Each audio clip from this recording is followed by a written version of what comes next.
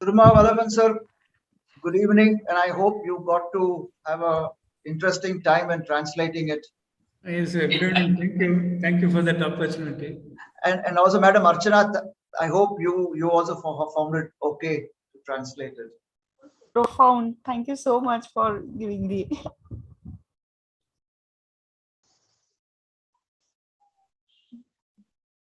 Okay, we are now live on YouTube. Atul bhai, please go ahead.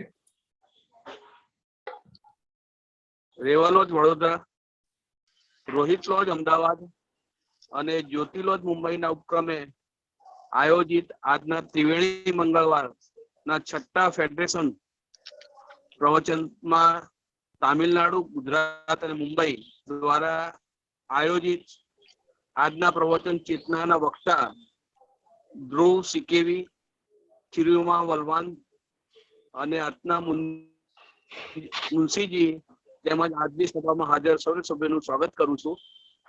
આજની સભાની શરૂઆત શ્રી હર્ષવર્ધન શેઠ આપણને વૈશ્વિક પ્રાર્થનાથી કરાવશે.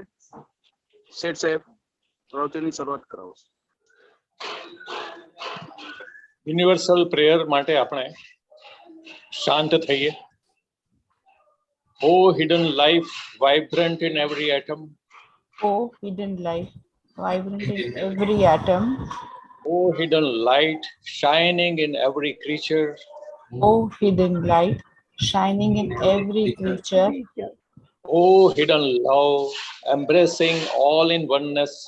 Oh, hidden love, embracing all in oneness. May each who feels himself as one with thee May each who feels himself as one with thee know he is also one with every other. know he is also one with every other. Shanti. Shanti, Shanti. કાર્યક્રમની આગળની કાર્યવાહી માટે હું શ્રી તરલભાઈ મુનશીને આમંત્રિત કરું છું. તેઓ આજની સભાની શરૂઆત આગળની કાર્યવાહીની શરૂઆત કરાવશે. Thank you, Atul bhai. Thanks a lot. I welcome to all the three speakers, Mr. Dhruva, Mr. THIRUMAVALAVAN ji, and Archana ji, Harshvardhan ji, and Atul ji, and everyone who is present. बस हम अपने आज की सभा की शुरुआत करते हैं. और जैसा कि आपको मालूम है कि today is TS Triveni federation 6th meet of Tamil Nadu, Gujarat and Mumbai. Mr. Dhruva is going to speak on consciousness, and I'll just give a brief introduction of this. वो लॉयर हैं प्रोफेशन से, तो सारे कानून कायदे हर चीज़ के समझते हैं. उनका पैशन रेडियो ब्रॉडकास्टिंग का भी है, और इसके बारे में हम उनसे ज़रूर पूछेंगे बाद में समय रहा तो. वे टूरिस्ट को गाइडलाइन भी देते हैं हेरिटेज स्पेसेस की. ये भी एक अलग मतलब उल्लेखनीय शौक है. वे TS मेंबर हैं 1998 से किल्पॉक लॉज तमिलनाडु में, और वो वॉलंटियरिंग करते हैं ऐसे प्रोग्राम की जो कन्वर्जन ऑफ नेचुरल हेरिटेज से और मॉन्यूमेंट से रिलेटेड हो. तो विशेष रुचि रखते हैं हेरिटेज में. ऐसे बहुमुखी प्रतिभाशाली ध्रुव जी, आपका स्वागत है. Welcome mister Dhruva, and you can go ahead with your presentation. Thank you.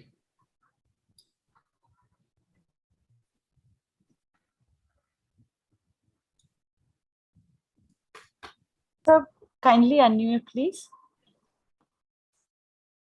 Yes, namaste and welcome to all of you on this beautiful evening.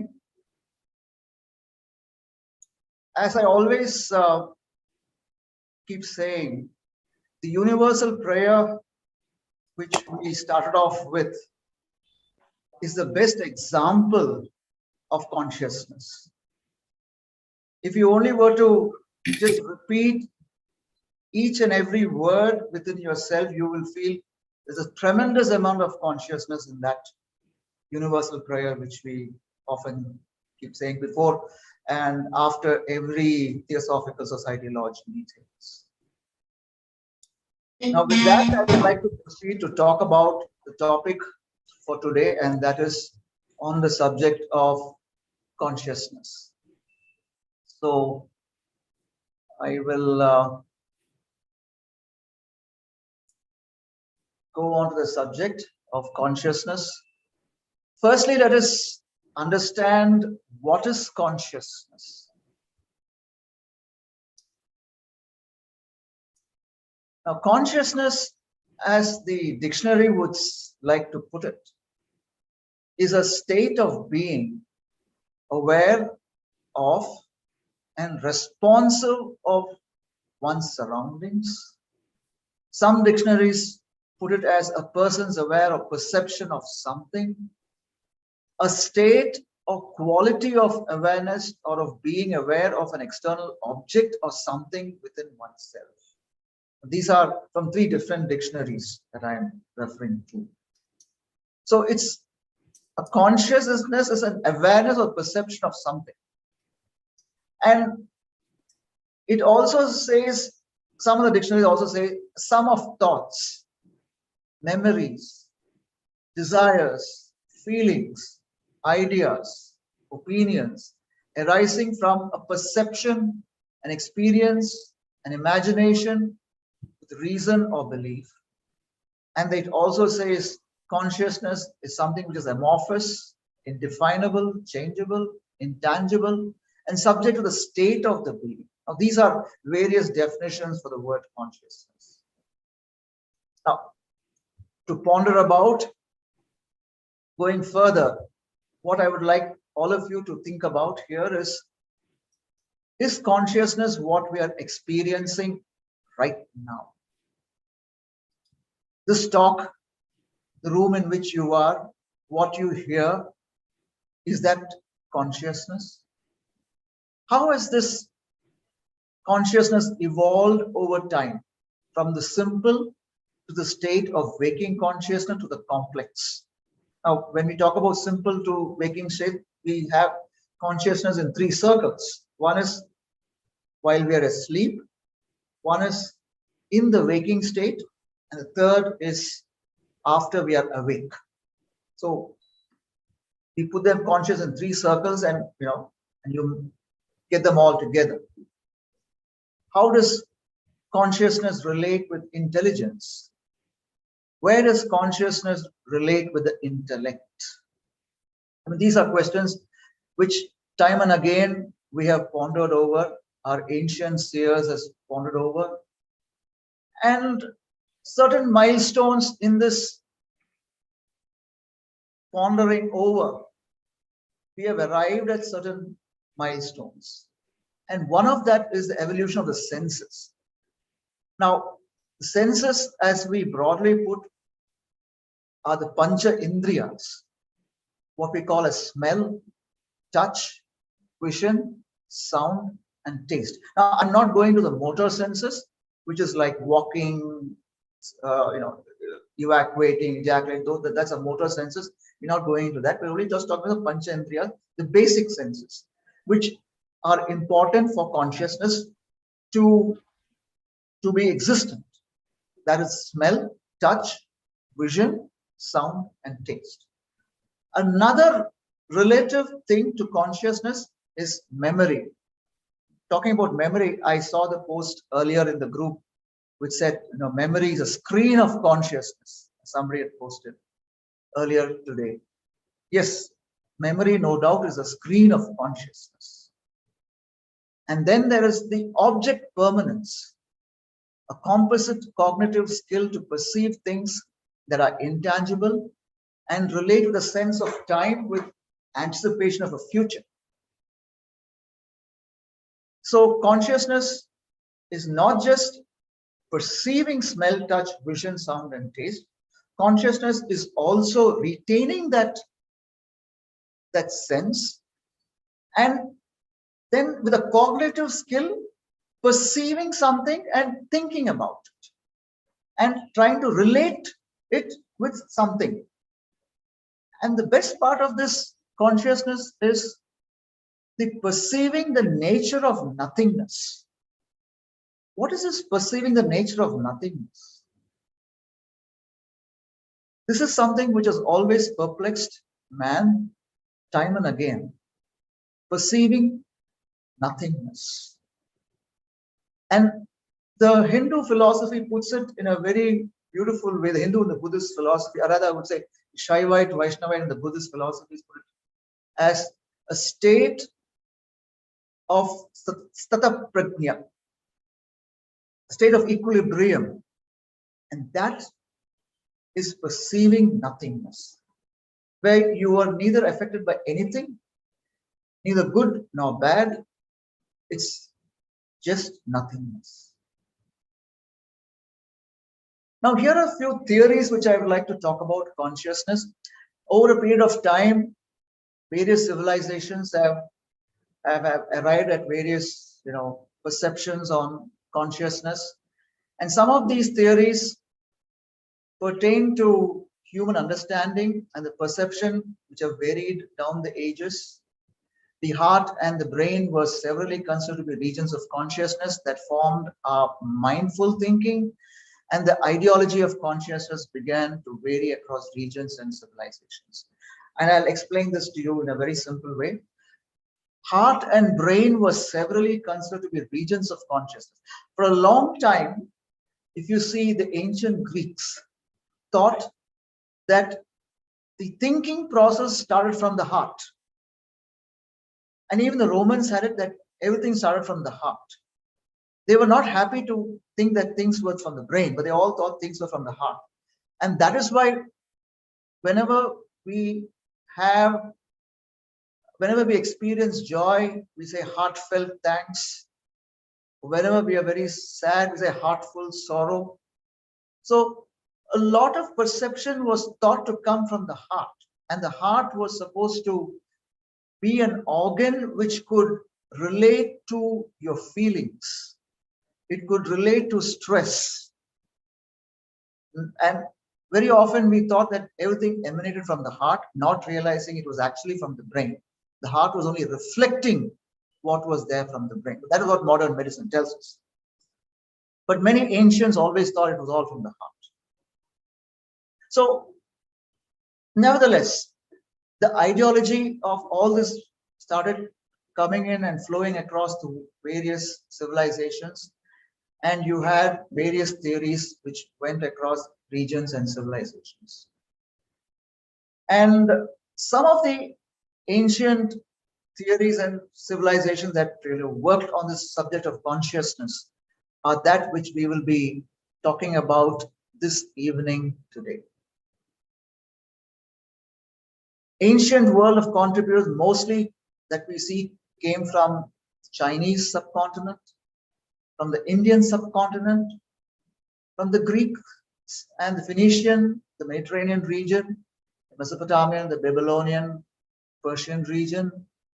And we'll also be seeing the works of some path-breaking geniuses of the ancient world, the Buddha, Socrates, and Confucius.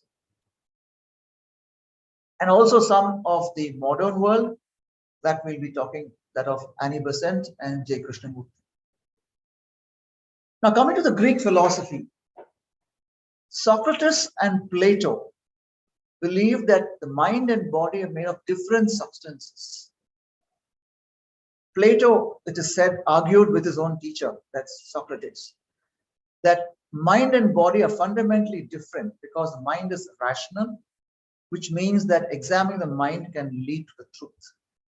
In contrast to this, we cannot believe anything in the experience of the senses, which are part of the body, because they can be tricked. I'll give a good example of this perception between the mind and the body. The usual example here is that of the blind men trying to perceive an elephant. We all know the story of the blind man perceiving an elephant. So when one man touches the elephant body, he feels it looks like a wall. He says, no, it's a wall. When one man touches the forelegs of the elephant, he thinks it's a pillar. He touches the tail, he thinks it's a rope. So each person has their own perceptions from the senses which they have, and that is what we presume that it comes from the body. But then there's something more to it, and that is what the mind has to perceive. And only when there is a rational analysis of those perceptions can we arrive at the truth. So this is what Plato argues. And Socrates, being his teacher, of course, led the way in this argument, and Socrates was the main person behind this philosophy. Now, coming to Socrates, I must also say one more thing about Socrates is that Socrates often argued that a conscious being should also be a good being, and you wouldn't want to do something that which you wouldn't expect somebody to do to you. And that is how the first humanism comes into the Greek world. When he talks about humanism, he says, if you don't expect somebody to do something to you, then you shouldn't be doing the same thing to that person. That's where humanism comes from. Now, coming to the Chinese philosophy, Confucius is one exponent of conscience. And the Chinese philosophy, you would see two concepts. One is the Li and the other is the Ren. Now, Li in a nutshell is all about rites, rituals of propriety, whereas Ren means about human excellence. It's all about humanity. Now, here you will see a huge distinction between the Western philosophy and the Eastern philosophy. The distinction between the Eastern and the Western philosophy in terms of consciousness is the Western philosophy sticks to the consciousness of an individual, whereas the Oriental philosophy looks not just at the consciousness of an individual, but looks at the consciousness of the whole society. And that is why they say humanity, human excellence. So it is not just the individual. You rise above the human consciousness of an individual and apply that to the entire society, so the whole society progresses. So the Oriental philosophy of consciousness was more a community oriented for the entire society, whereas the Western concept began with the individual and it ended with the individual. So in the Chinese philosophy, you will see a thing called ritual. The Li means a ritual. A ritual is basically an institution that links the human individual development to the development of a society or community and to the state. So they're linking everything of human individual development and it's linked with the society. And the concept of Li is so vital because it helps to maintain a social order in family relations, and that puts in place a structure in our living. And that is something which Li means, bringing in consciousness into a structure. On the Ren aspect, the Chinese philosophers says it's a deep feeling of a person beyond desires, a feeling of unity in humanity, a consciousness of an underlying bond among human persons that would lead to the love, care, and regard of one for the other. So this is the very essence of Li and Ren of the Confucian philosophy. And in Ren, as you know, the whole deep feeling is for human existence, the feeling of unity, and that feeling of unity is experienced in our very existence. And the way in which it is practiced, the practice of Li is based on the feeling of Ren, that it would render a meaningful life, that when I practice Li, I have a meaningful and living force, and that would regulate oneself inside and harmonize human relationships outside. There is one critique of Confucianism, who I would say a very positive criticism that he says is that of Li is like a cultural grammar, whereas Ren is a mastery of a culture. In a nutshell, what the Ren and the Li is all about that. And on this basis, society cultivates its members through Li towards the goal of Ren. So you take the Li and go to the Ren. Thus, the world would be ordered, the well-being of people is secure. And for a whole time, the Chinese philosophy based itself on the basis of this society. You know, when you take this and you bring it in your culture, people are secured. And when people are secure, what comes out of it? Wisdom. The ability to see right and do the right things, thinking the right way, doing the right things. When you do the right things, that society is filled with wisdom. And that is what they call as Ji. Having attained Ji, a person will not be perplexed and will be a person who will have little anxiety in life. And that person will have a genuine heart for everything, and especially there will be no fear. There will be natural absence of fear, and there is a moral courage and conviction in every act of theirs. And that's what we call as the yom. So, in a nutshell, the lead leads to the ren, and that in turn gets you to have a society which is acting with wisdom, and a person has a strong sense of moral courage. Now, from the Gita, I would like to look at certain perspectives. The Bhagavad-Gita on consciousness talks about two spirits of the world. The consciousness can be in the form of perishable. Consciousness can be in the form of imperishable. Now, when I say perishable and imperishable, the word used are good. Sharaha and Akshara. And they also talk about controlling this entire gamut of perishable and imperishable is the Parama Atma, the Supreme Self, who manifests in all these worlds as an eternal Abhyaha, or the Lord who controls everything. And that is itself a consciousness. So you're talking about lower consciousness and a higher consciousness. There are two, they distinguish consciousness into different aspects, perishable and imperishable. And the imperishable is the one which is the Supreme Self, which controls everything. And they say that the world exists because of this consciousness, and the world itself is a body of consciousness. And that is why we give a personal Godhead, we give life to everything. We have a consciousness for the sun. We have a consciousness for the moon, with a consciousness for the subtle elements. In the sense, we believe that there is a life in it, or a consciousness means that it can breathe, it can exist, it has got some, it can, it can change. So there is a consciousness of its own. And when you trust there's a consciousness,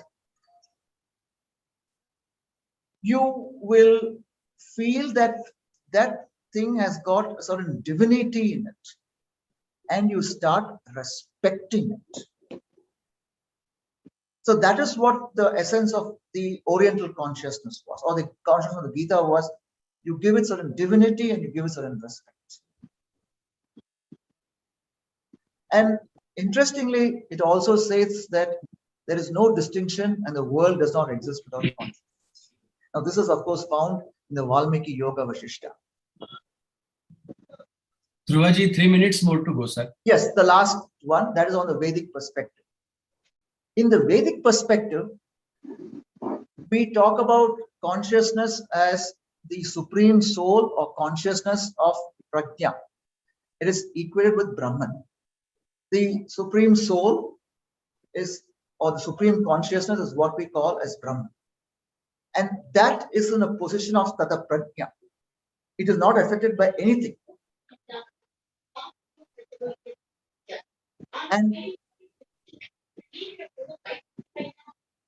the Brahman includes Prana, Manas, Aditya, and Akasha, and various other aspects. This is what the Chandogya Upanishad says. Another aspect which the Brihadaranyaka Upanishad says is the two forms of Brahman, the material and the immaterial. And the immaterial includes the outer world, the sky, cosmic winds, prana, akasha, etc. On a last aspect on the Vedic perspective is all about truth, knowledge, and Satchidananda. That is Sat Chit Ananda, which means existence, consciousness or knowledge, and bliss. And this supreme consciousness is defined as such as Sat and Asat, or existence and non-existence. In effect, it is both. It is indistinguishable, it is distinctive, and it has everything in it. And that is the supreme consciousness. The 5 basic components of consciousness in the Vedic perspective is Manas, Ahankara, Chitta, thinking, Buddhi, and Atman. And Atman is that with the knowledge of which the entire universe becomes known, as what Mundaka Upanishad says. And Brahman is one who is beyond all descriptions, that which cannot be seen, nor seized, has no family, has no class, no eyes, no ears, no hands, no feet. It's eternal, the omnipresent, and and imperishable. And lastly, I'll talk about prajna. It suggests the process of evolution with an urge to evolve into higher forms. In the sense, what the Vedic thing is that the lower conscious forms has to go through the process of evolution to become a higher consciousness and finally reach the state of the Brahman or merge with the highest form of consciousness, and that is the supreme consciousness, and reach that state of Tata Prajna. And that process, we have this axiom called Aham Brahmasmi. I am he. I am a part of that. That is me and I am he, which comes in the Bhagavad-Gita Upanishad. And one interesting aspect of this is the metaphor in the Katha Upanishad and the Bhagavad-Gita, where the horses are being said to be the senses. Now, when this interesting analogy is given to say that unless you focus your senses, you cannot reach the highest level of consciousness. You will remain at the lowest level of consciousness, and you will never evolve unless you focus your senses to reach the highest sense. It is like a chariot being led in different directions if you do not focus your senses. So when you start focusing your senses, they all come together and they all go in a straight line. So that is how an individual has to focus his senses and rise from a lower conscious level to a higher conscious level. So this is one of the important things in the Vedic perspective.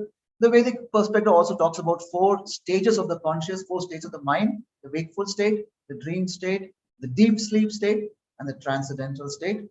And the energy that underlies the physical and the mental process is prana, that is a psychophysiological energy system. And lastly, in the Taittiriya Upanishad, the conscious ascension talks about the various koshas. I will not go into the details of these things, but I will just mention about it. The physical body, the Annamaya kosha, the Pranamaya kosha, the energy sheath. The mental sheath is called as the Manomaya kosha. The intellectual sheath is the Vijnanamaya kosha, and the blissful state is the Anandamaya. So the body or the consciousness of a person should go from the physical body to this Pranamaya with the help of the mental process to Manomaya, transcend to the intellectual, and finally reach a point of bliss. And how is this achieved? The way in which the Vedic rituals tell us that you have to internalize all these thought processes within you, and the yogic meditative practices help you to consciously and subjectively and objectively achieve this. It also says the essence or the objective is to explore the hidden powers and potencies of the mind and use them for human welfare and self-transformation. So I will stop with this. The next is the Buddha's view. I will deal with the Buddha's view after the explanations in Tamil and in Hindi.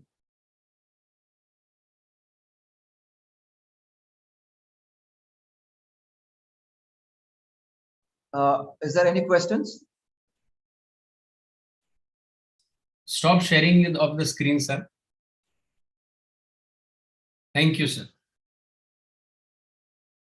It was really very timely said and done in the very calculated time. I welcome Mr. THIRUMAVALAVAN. He is the speaker in Tamil. He is Additional General Manager, Health, Safety and Environment HSC in Bharat Heavy Electricals Limited in Tiruchirappalli, India. He is BEP Production Engineering in 1985 from NIT. He is Industrial Safety Engineering in 1993 from NIT Tiruchirappalli. Experience of 36 years in BHEL from 1986. But the most essential thing and most wonderful thing about him is he is a pranic healer. वे एक certified प्राणिक healer हैं और pranic healing 1996 मतलब 1996 से करते हैं और हमारे आग्रह पर उन्होंने ये माना है कि फ्यूचर में शायद जून या जुलाई एंड में वे इसके ऊपर भी एक बढ़िया यहाँ पर त्रिवेणी मीट लेंगे तो हमें बहुत जानकारी मिलेगी। आज कॉन्शियसनेस के विषय पर आपका स्वागत है। 9 मिनट आपके पास तमिल वर्जन के लिए है। आइए sir, welcome. Thank you, sir. Thank you for the opportunity. Welcome, sir. You will be sharing the screen, sir? Yes, sir.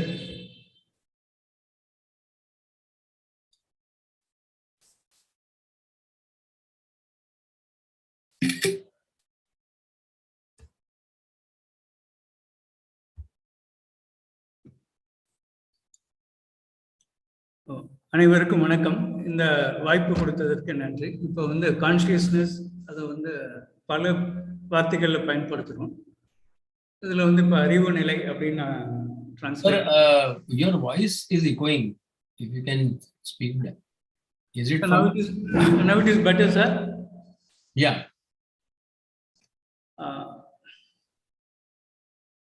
Sir அறிவு நிலை அப்படின்னா டிக்ஷனரியில பார்த்தோம்னா ஒருவரோட சுற்றுப்புறத்தை பற்றிய விழிப்புணர்வு இல்லாட்டி அந்த சுற்றுப்புறத்திற்கு ஏற்ற மாதிரி செயல்படுறது, அதுதான் அறிவு நிலை அல்லது கான்ஷியஸ்னஸ்.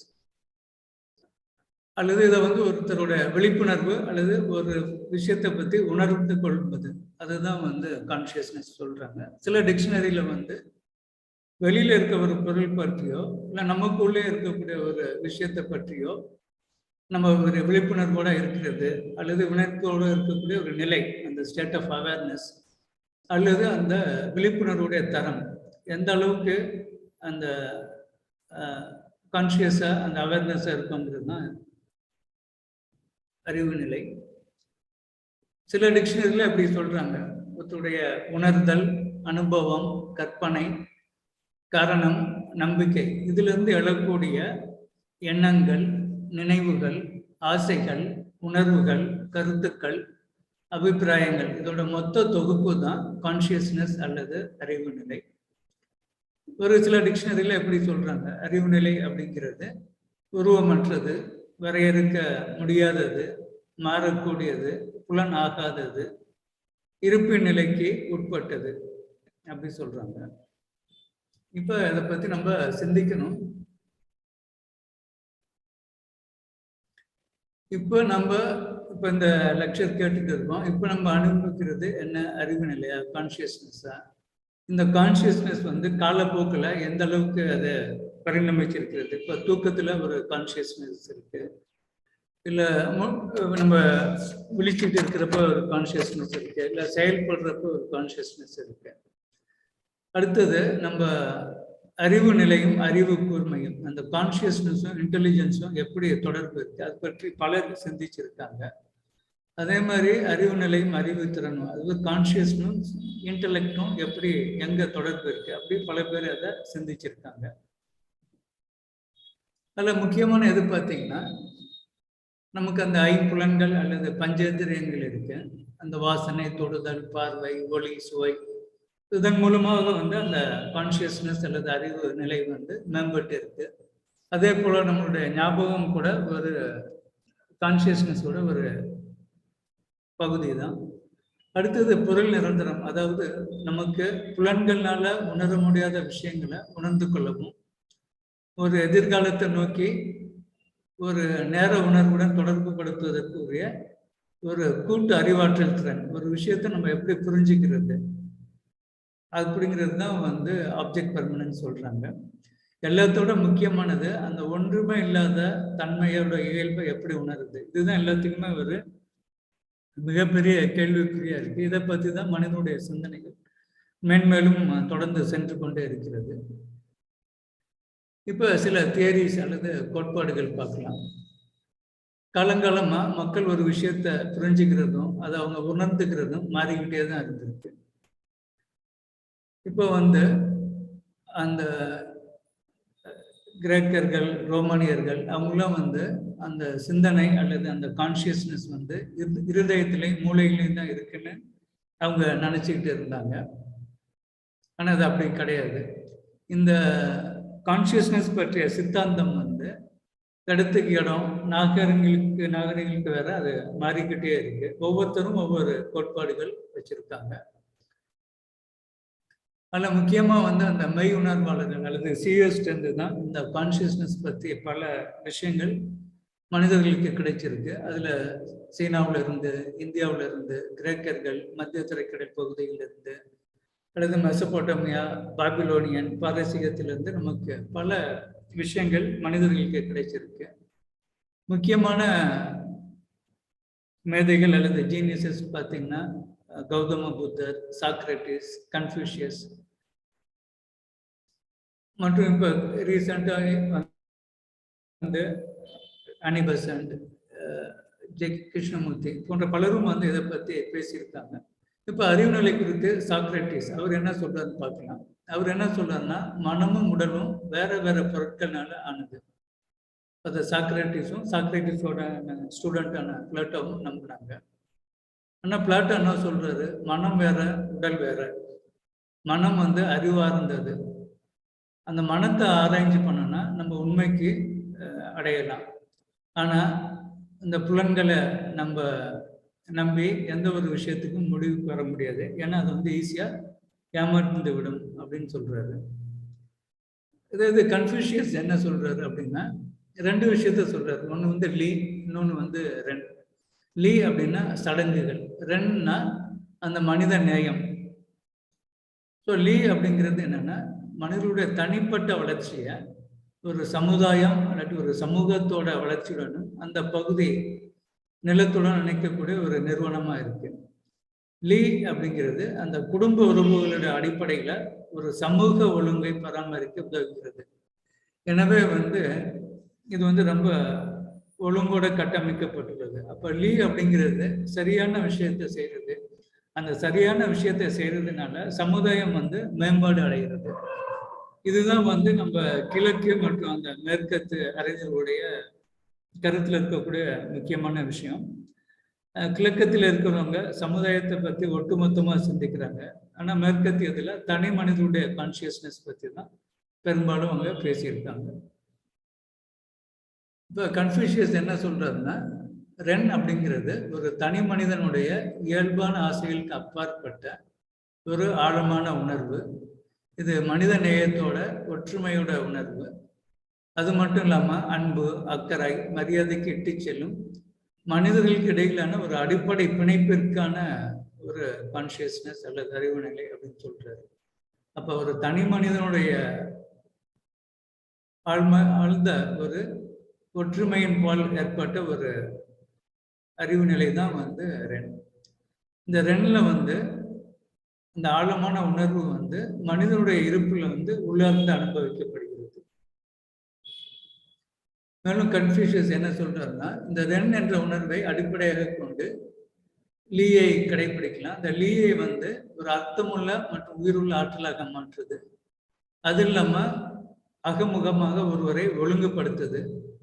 புறப்பகுதியில மனித உறவுகளை இசைவாக வைத்திருக்கிறது. சுருக்கமா சொன்னா லீ என்பது ஒரு கலாச்சார இலக்கணம், ரென் என்பது ஒரு கலாச்சாரத்தோட தேர்ச்சி அல்லது மாஸ்டரி. இந்த அடிப்படையில் சமூகம் அதன் உறுப்பினர்களை லீ மூலம் ரென் என்ற இலக்கை நோக்கி வளர்க்கிறது. அதனால் உலகம் ஒழுங்குபடுத்தப்படுகிறது, மக்களுடைய நல்வாழ்வு பாதுகாக்கப்படுகிறது. அதனால வந்து அதிலிருந்து ஞானம் பிறக்கிறது. இப்போ கன்ஃபூஷியஸ் மேலும் என்ன சொல்றாருன்னா, ஒரு விஷயத்த சரியா பார்த்து சரியா செயல்படக்கூடிய அந்த ஆற்றல், அந்த சக்தி தான் ஞானம். அது ஜி அப்படிங்கிறாங்க.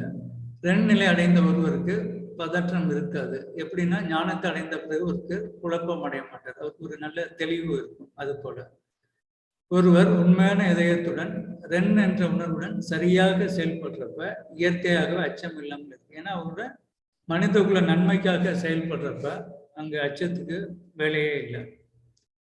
அடுத்தது பகவத்கீதையில முக்கியமா இரண்டு வகையான ஆவிகள் இருக்குன்னு சொல்றாங்க. ஒன்று அழியக்கூடியது, ஒன்று அழியாதது.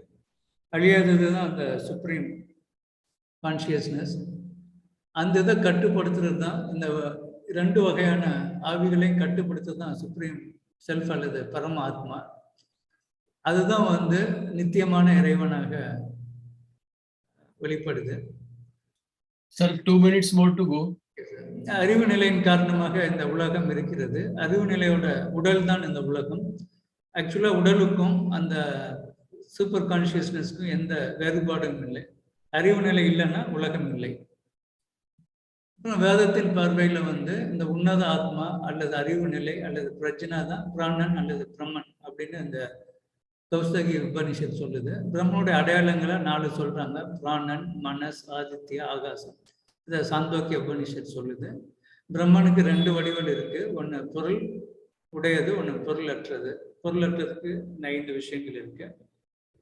வேதத்தோட பார்வையில இந்த உண்மை, அறிவு, பேரின்பம், அதாவது இந்த சத்தியம், பிரஜ்னா, ஆனந்தம் வெளிப்படுத்தப்படுகிறது. அல்லது சச்சித் ஆனந்தம், அதாவது இருப்பு, அறிவு நிலை அல்லது பேரின்பமாக வெளிப்படுகிறது. முக்கியமா பிரம்மன் 2 எதிரெதிரான அடிப்படையில் வரையறுக்கப்படுகிறது. அதாவது சத் அசத், மெட்டீரியல் இம்மெட்டீரியல், இருப்பு அல்லது இல்லாமை, அப்படி எதிர் குணங்கள்னால அது வரையறுக்கப்படுகிறது. உண்மையில சொல்ல போனா எல்லாமே அந்த சுப்ரீம் கான்சியஸ்னஸ் பகுதி தான். இதோட 5 கூறுகள் சொல்றாங்க: மானஸ், அகங்காரம், சித்தம், புத்தி, ஆத்மா. அதுக்கு ஆத்மாவுக்கு என்ன டெஃபினேஷன் சொல்றாங்கன்னா, எந்த அறிவால் முழு பிரபஞ்சமும் அறியப்படுகிறதோ அதுதான் ஆத்மா. இப்போ இந்த பிரம்மன் அல்லது அந்த சுப்ரீம் கான்சியஸ்னஸ் எல்லா விளக்கங்களுக்கும் அப்பாற்பட்டது, நித்தியமானது, எங்கும் நிறைந்தது, அழியாதது.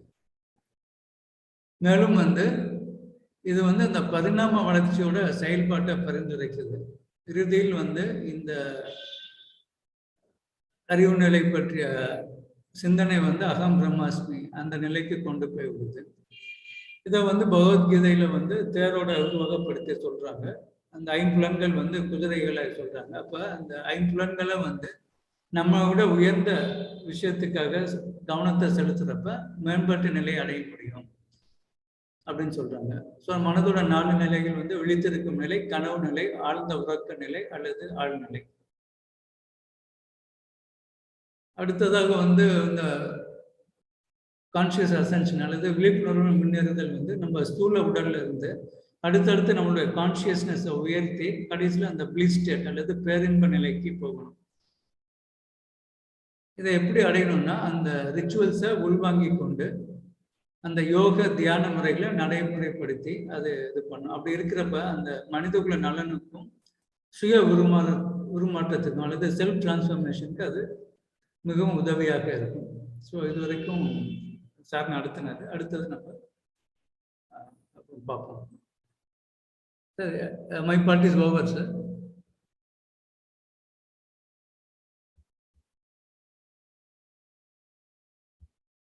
Sir, my part is over.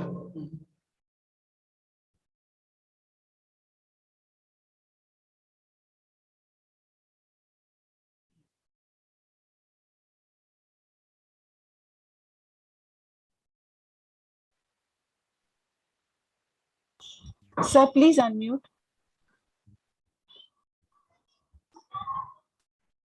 धन्यवाद। और अब मैं अपने तीसरे वक्ता अर्चना मुंशी जी का एक संक्षिप्त परिचय देना चाहूँगा। वे बीएससी माइक्रोबायोलॉजी है मुंबई से और मास्टर्स माइक्रोबायोलॉजी में किया है उन्होंने बड़ौदा से।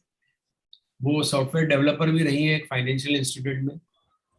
उन्होंने अपनी स्कूल लाइफ में बहुत सारे नाटक किए हैं, कॉलेज में भी किए और प्रोफेशनल लेवल पर गुजराती नाटकों में और इंग्लिश नाटकों में वे इंडिया और अब्रॉड यूएस भी गई हैं। FTII पुणे से उन्होंने कोर्स किया था और उसके बाद उन्होंने कई डॉक्यूमेंट्रीज और कॉर्पोरेट फिल्म्स में असिस्ट किया है और वे एक अल्टरनेट मेडिसिन प्रैक्टिशनर की तरह नेचुरोपैथी में भी सर्टिफाइड है। थियोसॉफी से वे 2010 से जुड़ी ज्योति लैब्स की एक्टिव मेंबर है और वैसे ही त्रिवेणी की। आइए अर्चना जी, आपका स्वागत। धन्यवाद।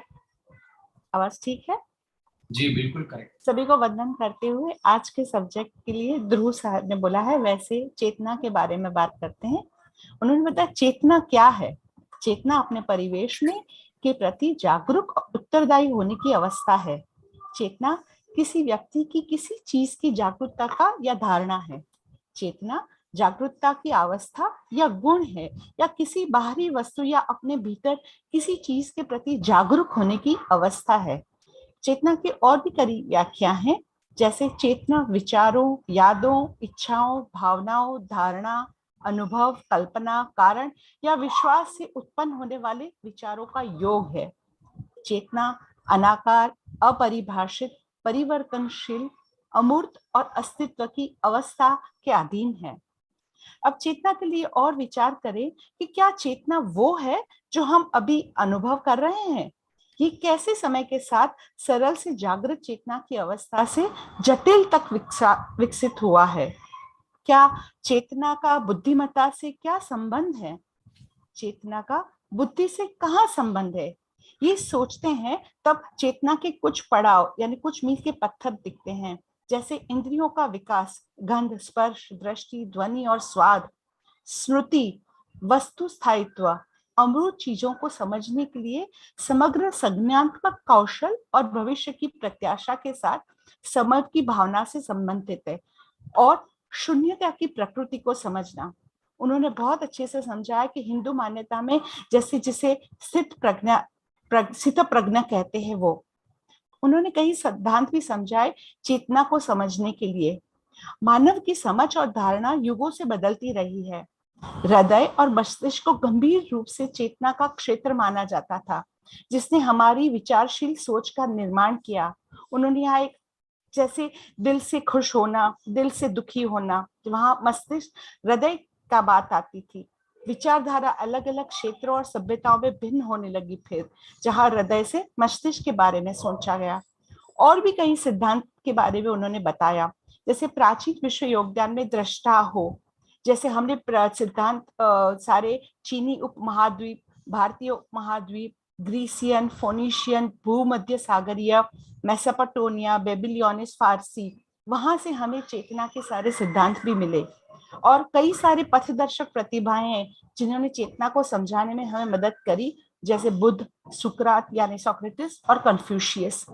अब उन्होंने धीरे धीरे एक एक के बात पर बताई। सोक्रेटिस यानी सुकरात चेतना पर क्या कहते हैं। सुकरात और प्लेटो का मानना था कि मन और शरीर विभिन्न पदार्थों से बने हैं।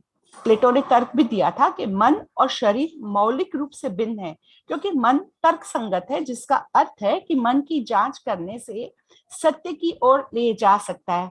उन्होंने उदाहरण हाथी का दिया। प्लेटो ने जो बताया था कि अंध लोग हाथी को कैसे इंटरप्रेट करते हैं। इसके विपरीत हम इंद्रियों के माध्यम से अनुभव की गई सभी चीज पर विश्वास नहीं कर सकते जो शरीर का हिस्सा है, क्योंकि उन्हें धोखा दिया जा सकता है। वो हाथी के उदाहरण से संकेत होता है।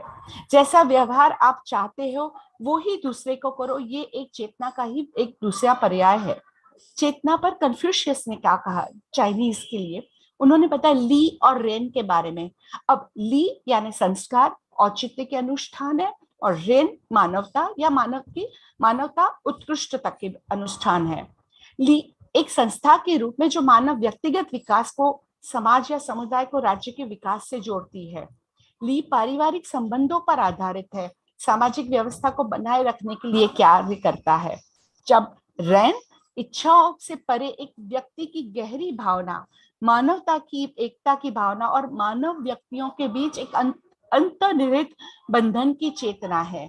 उसे दूसरे के लिए प्यार, देखभाल और सम्मान की ओर ले जाती है। रेन की भावना के आधार पर ली का अभ्यास और ली को एक सार्थक जीवन शक्ति प्रदान करती है, जो दोनों को अंदर से नियंत्रित करते हैं। उन्होंने बहुत अच्छे से समझाया कि ली एक सांस्कृतिक व्याकरण है और रेन एक संस्कृति की महारत है। इस आधार पर समाज अपने सदस्यों को रेन के लक्ष्य की ओर ले जाता है। इसी प्रकार दुनिया को आदेश दिया जाता है और लोगों की भलाई भी सुरक्षित रहती है। अब और आगे कन्फ्यूशियस कहते हैं, सही देखने और सभी व्यक्त करने की शक्ति है, उस ज्ञान को जी कहते हैं। जी को प्राप्त कर लेने से व्यक्ति भ्रमित नहीं होगा, जैसे रैन प्राप्त करने से व्यक्ति को चिंता नहीं होगी। जब कोई सच्चे दिल से सही काम करता है तो डर का स्वाभाविक अभाव होता है और नैतिक साहस यानी योंग होता है। अब गीता की दृष्टि से चेतना के बारे में सुनते हैं। दुनिया में दो आत्मा है, नाशवन और अविनाशी। नाशवन यानी क्षरः और अविनाशी ना अक्षरः। इसे नियंत्रित करने वाला सर्वोच्च आत्मा परमात्मा है, जो तीनों लोक में शाश्वत भगवान के रूप में प्रकट होता है। ये भगवत गीता के 15वें अध्याय में कहा है। विश्व इसी चेतना के कारण मौजूद है। विश्व इसी चेतना का एक शरीर है। वैदिक परिप्रेक्ष्य में प्रज्ञा, अब उसके बारे में जानते हैं, जिन्होंने चेतना को प्रज्ञा के रूप में बोला है। सर्वोच्च आत्मा या चेतना प्राण की अवधारणा के समान है।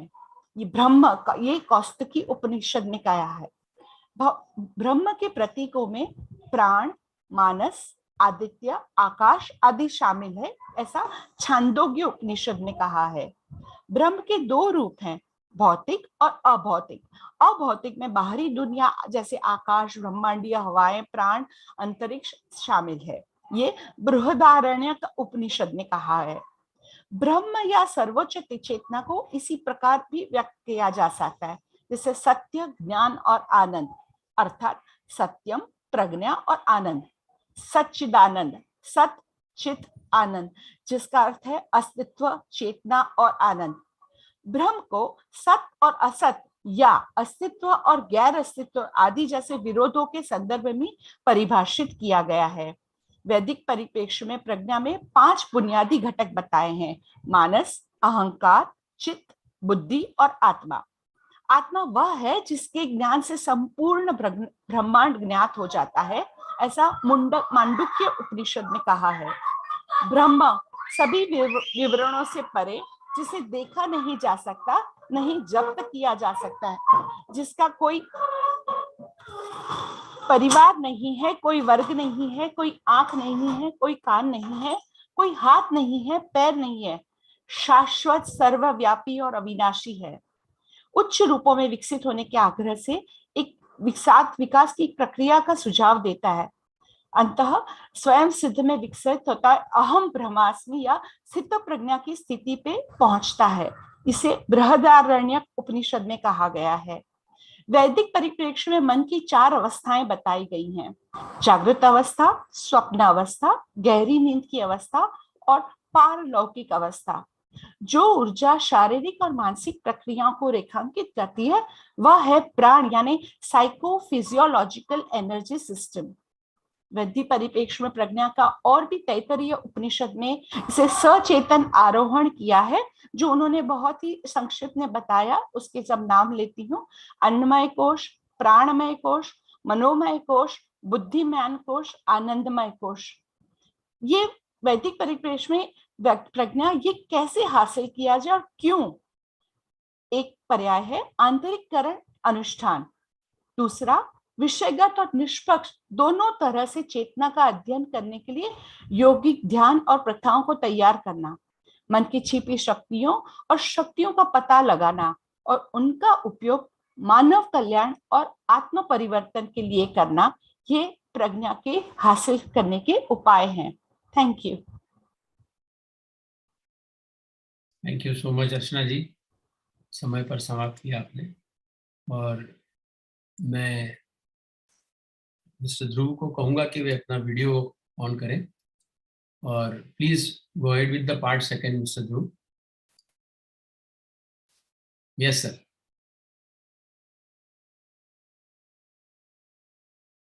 You can share the screen now. Welcome back. Namaste.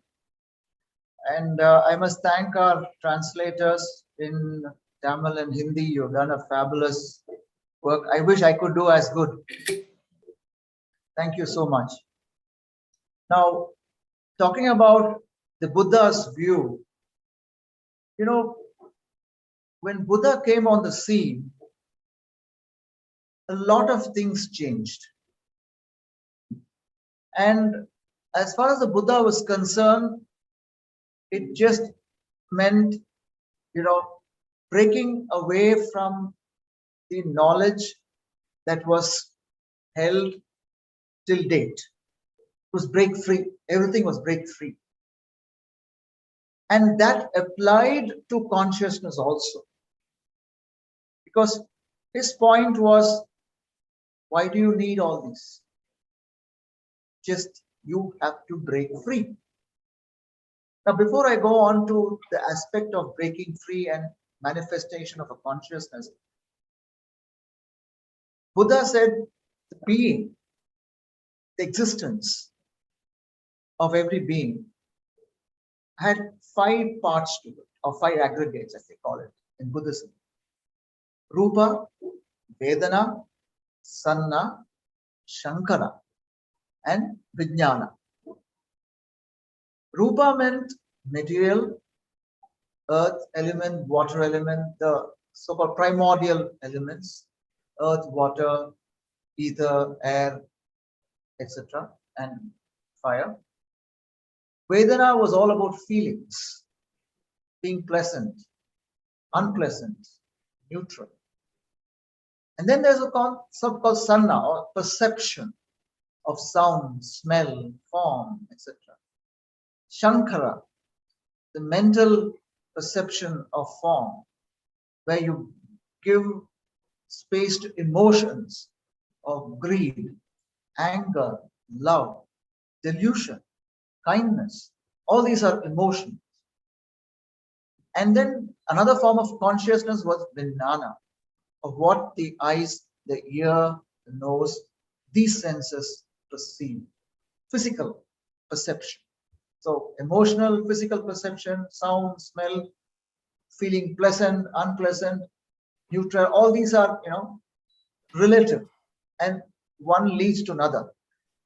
In the sense, what you perceive through your eyes, ear, and nose can lead to Vedana, feeling pleasant, unpleasant, neutral. And that is influenced by Rupa, earth element, the water element, the fire, etc. So all these are 5 different aggregates, and each is related to the other. So this is what Buddhism tells us. And interestingly, he says that you can theorize all what you want, but if you attach to the way your consciousness is, then you will suffer. For him, it was very simple, nothing more, nothing less. Do not attach yourself to life. And he says consciousness is impermanent. It is a bare awareness. It's a momentary mental phenomenon that arises due to causes, and one performs the task of being aware. Now, the last point, a momentary mental phenomenon that arises due to causes, and one performs task of being aware. This is something on which you will see J. Krishnamurthi working a lot on in his philosophy. Now, mind you, Buddha lived way back in the 5th century BC, and J. Krishnamurthi's philosophy is the 20th century. Coming to the next step of consciousness, the Buddha also said there are certain false views of the self. One is being the owner of something, being a dweller, being a doer, and being an experiencer.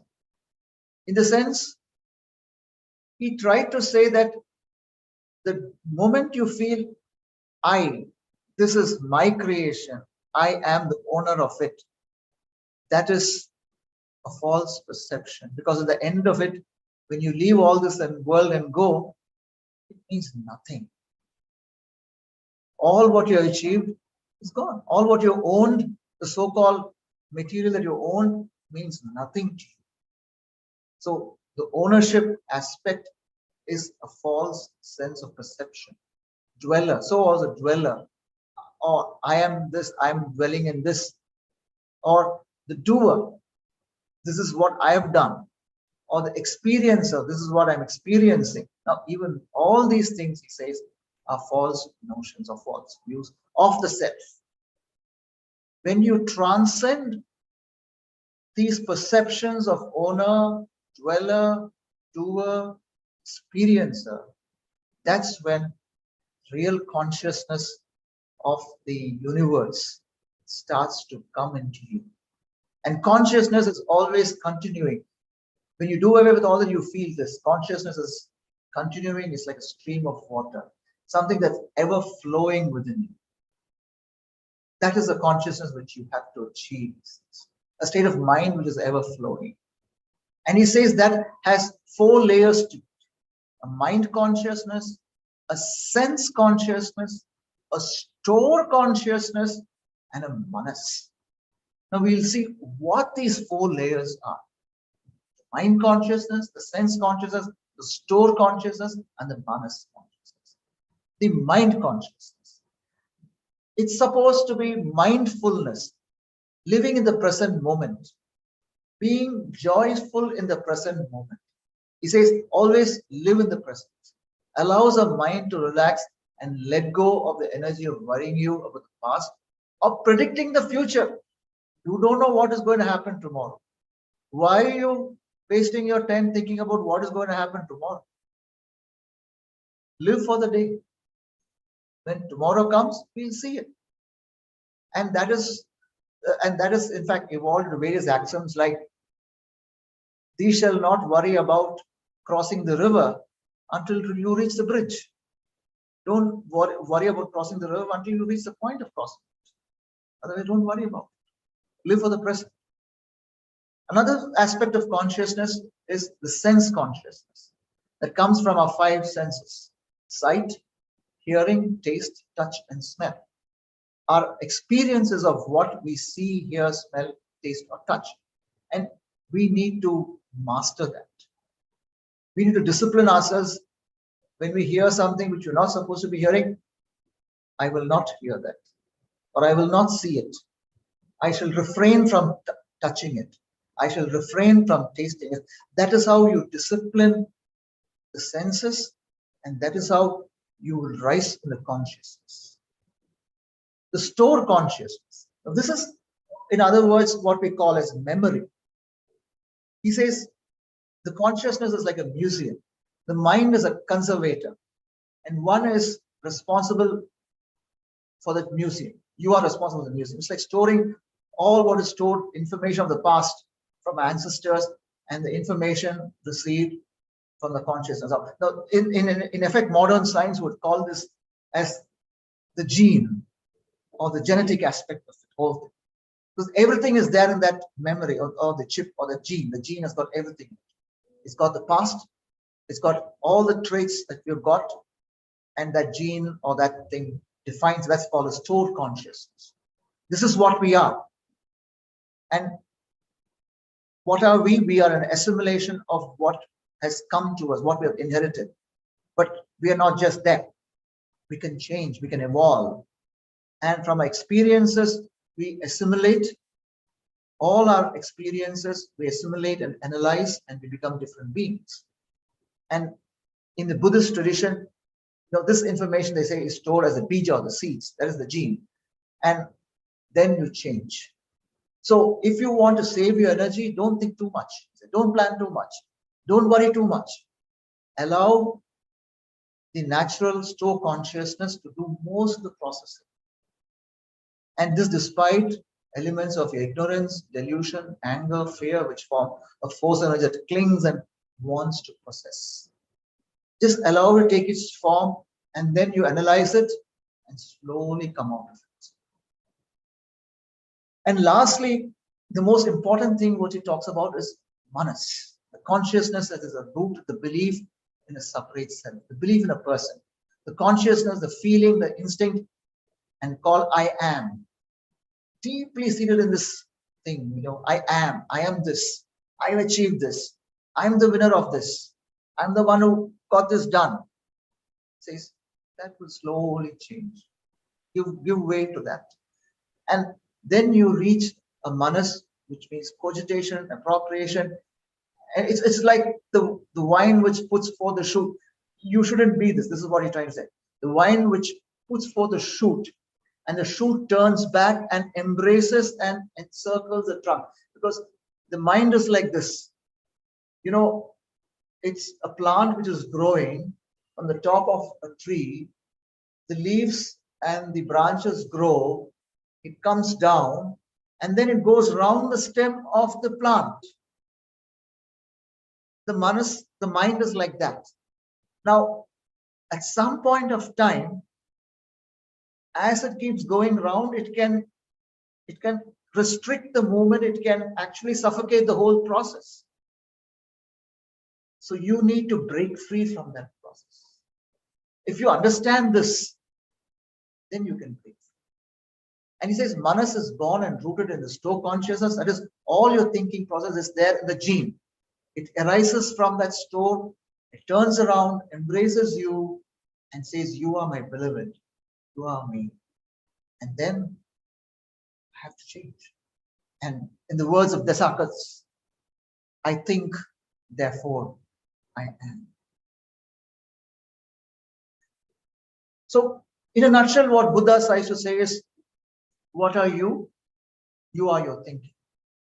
Thinking manifests without the need of a self behind it. When the vision of no self is obtained, then delusion is gone.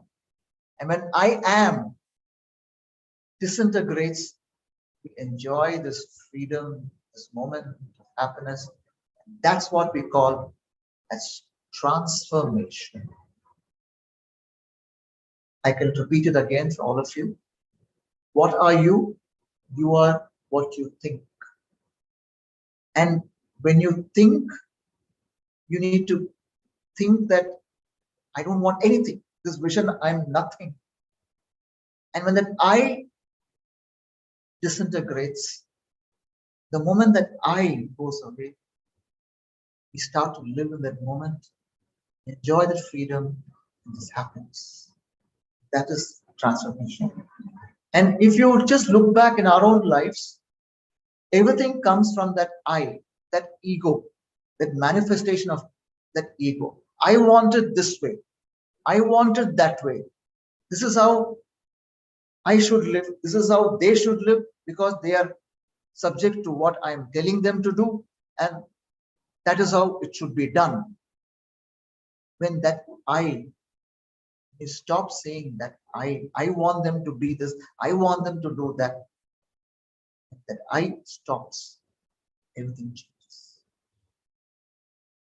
An interesting aspect of consciousness here is what a famous astrologer and astronomer called Peter Whittle says.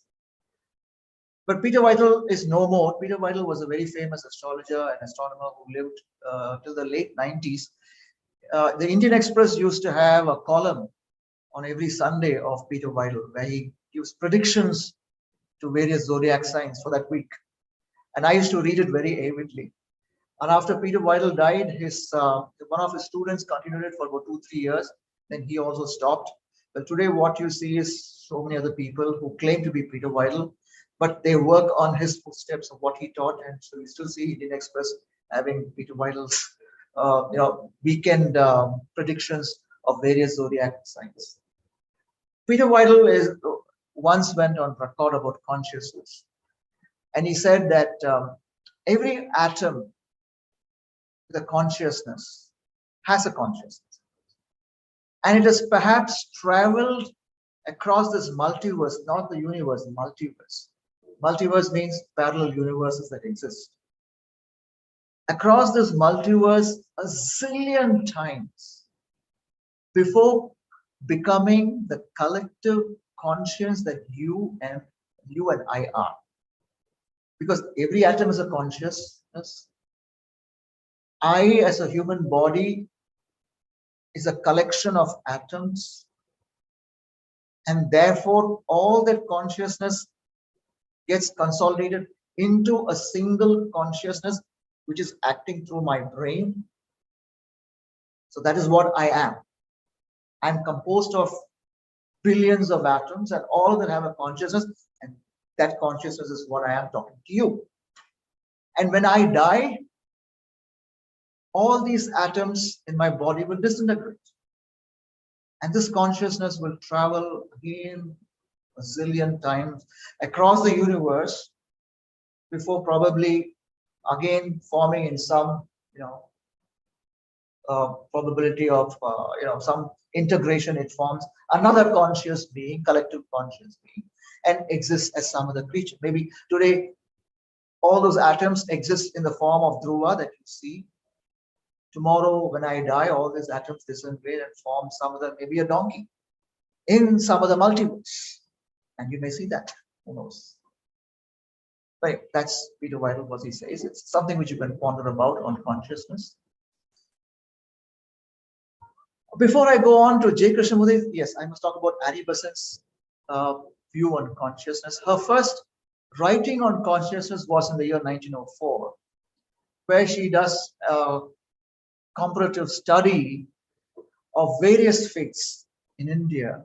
And Annie Besant infers that the seed of consciousness is in the triatomic particle, that is Atma, Manas, and the Jivatma. Atma meaning Buddhi, the Manas, and the Jivatma. And she says it is an essence of our existence in the manifestation of super consciousness on a physical plane. Now, this has got its own interpretations. We are not going too much into those interpretations. But one thing we will go into is what the consciousness renders to the brain and the sense organs, which may be unresponsive to physical impacts and to induce a trance, that is consciousness. And this can be done by using the method of the yogi. So basically, it's all about this state in which the brain is and the sense organs, which may be unresponsive to physical impacts, and it's to induce a trance. That is what consciousness is all about. And she says this can be done by using the methods of the yogis. There is a difference between the superphysical conditions of consciousness in the hypnotized subject and in the yogi. Now, this is a very interesting statement she makes. There is a difference between the superphysical conditions of consciousness in the hypnotized subject and in the yogi. To explain this, I will refer to the simpler explanation given by a famous magician called Sarkar. Sarkar was a Bengali from Calcutta. And P.C. Sarkar is a very famous magician. His father, Sarkar Sr., was a very, very famous magician. And in one of his interviews, Sarkar refers to consciousness. And Sarkar says about superphysical conditions of consciousness of the hypnotized subject is what I do. That is artificial magic. As a magician, what I do is I hypnotize the subject. And that is artificial magic. But what the yogi does is the natural magic. So Annie Besant was in effect talking about that. The difference between the superphysical conditions of consciousness and the hypnotized subject, that is artificial magic, which a magician does, and that which is there in the yogi, which is manifestation of consciousness in a natural, evolved state, which is very interesting. Certain commentaries now from J. Krishnamurthy. Now, J. Krishnamurthy commentaries on living, thought, and consciousness. He says the thinking process is a conscious process, and it's the hidden as well as the open. The whole thinking process, according to him, is consciousness. The waking, the sleeping, the upper and deeper levels are all part of the memory experiences. And he says thought is not independent. Very rightly put, our thought is dependent on the status of what we are, and it is influenced by various factors.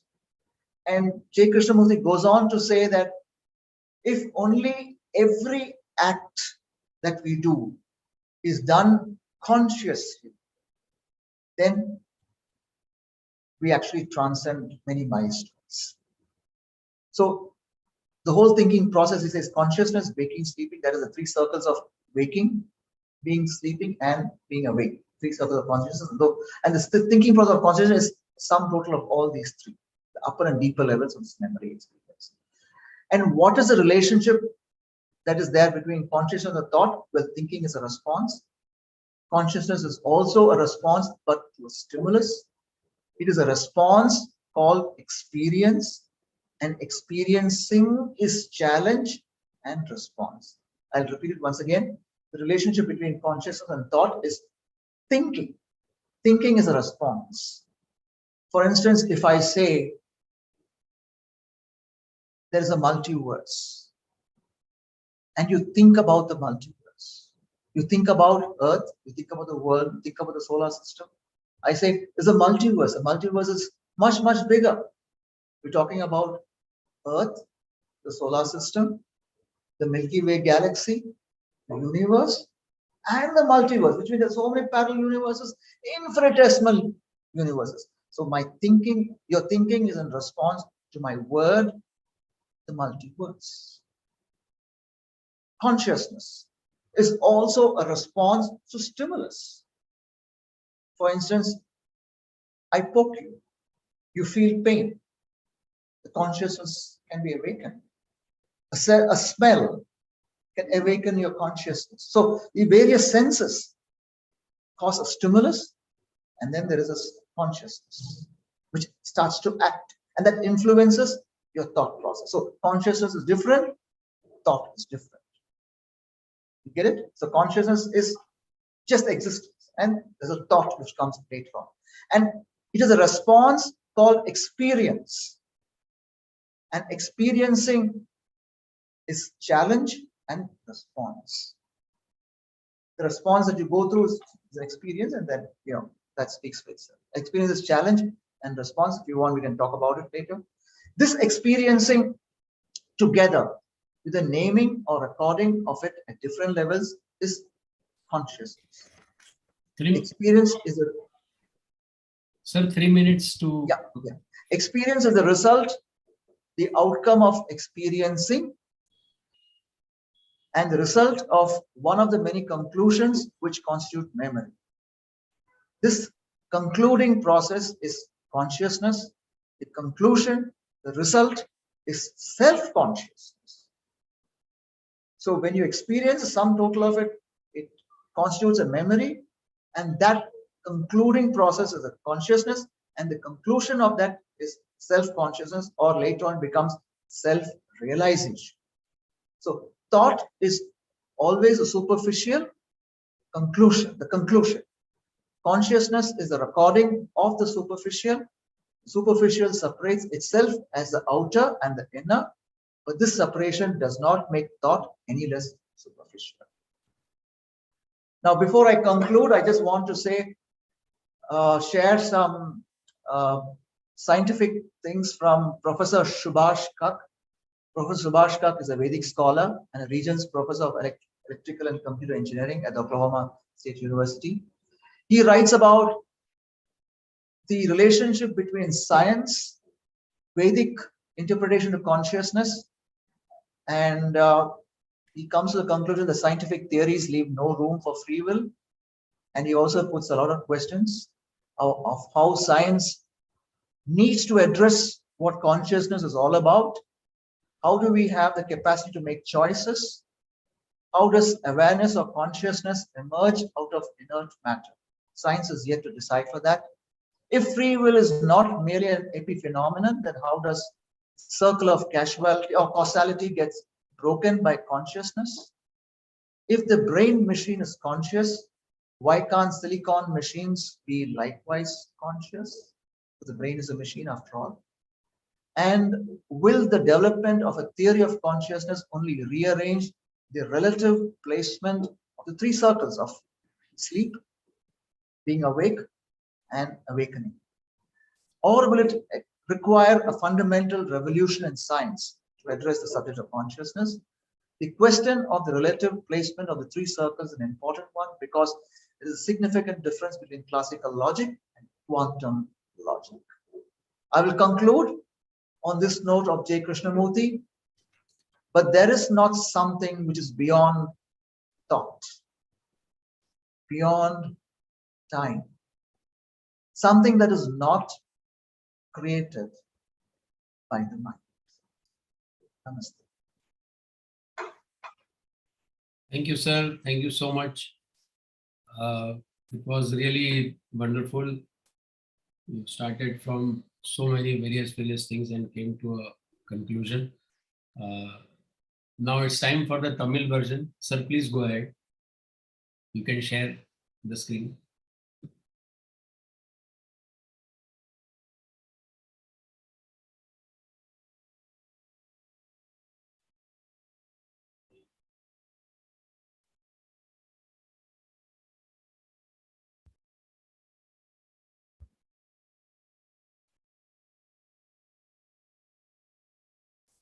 Okay, மீண்டும் வணக்கம்.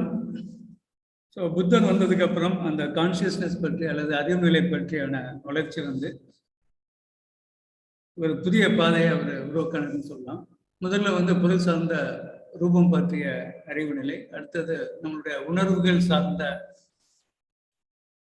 விஷயங்கள், மூன்றாவதாக நம்முடைய perception, அந்த ஐம்புலன்களை கொண்டு உணரக்கூடிய விஷயங்கள், அடுத்ததாக மனம் உருவாக்கக்கூடிய அந்த அறிவு நிலையிலிருந்து விஞ்ஞான கான்சியஸ்னஸ், இதை பற்றி அவர் சொல்றாரு. ஸோ நம்ம புலன்கள் மூலமாக சில உணர்றோம். அந்த புலன்கள் மூலமா உணரக்கூடியது சில சமயம் இனிமையா இருக்கு, சில சமயம் விரும்பத்தகாதா இருக்கு.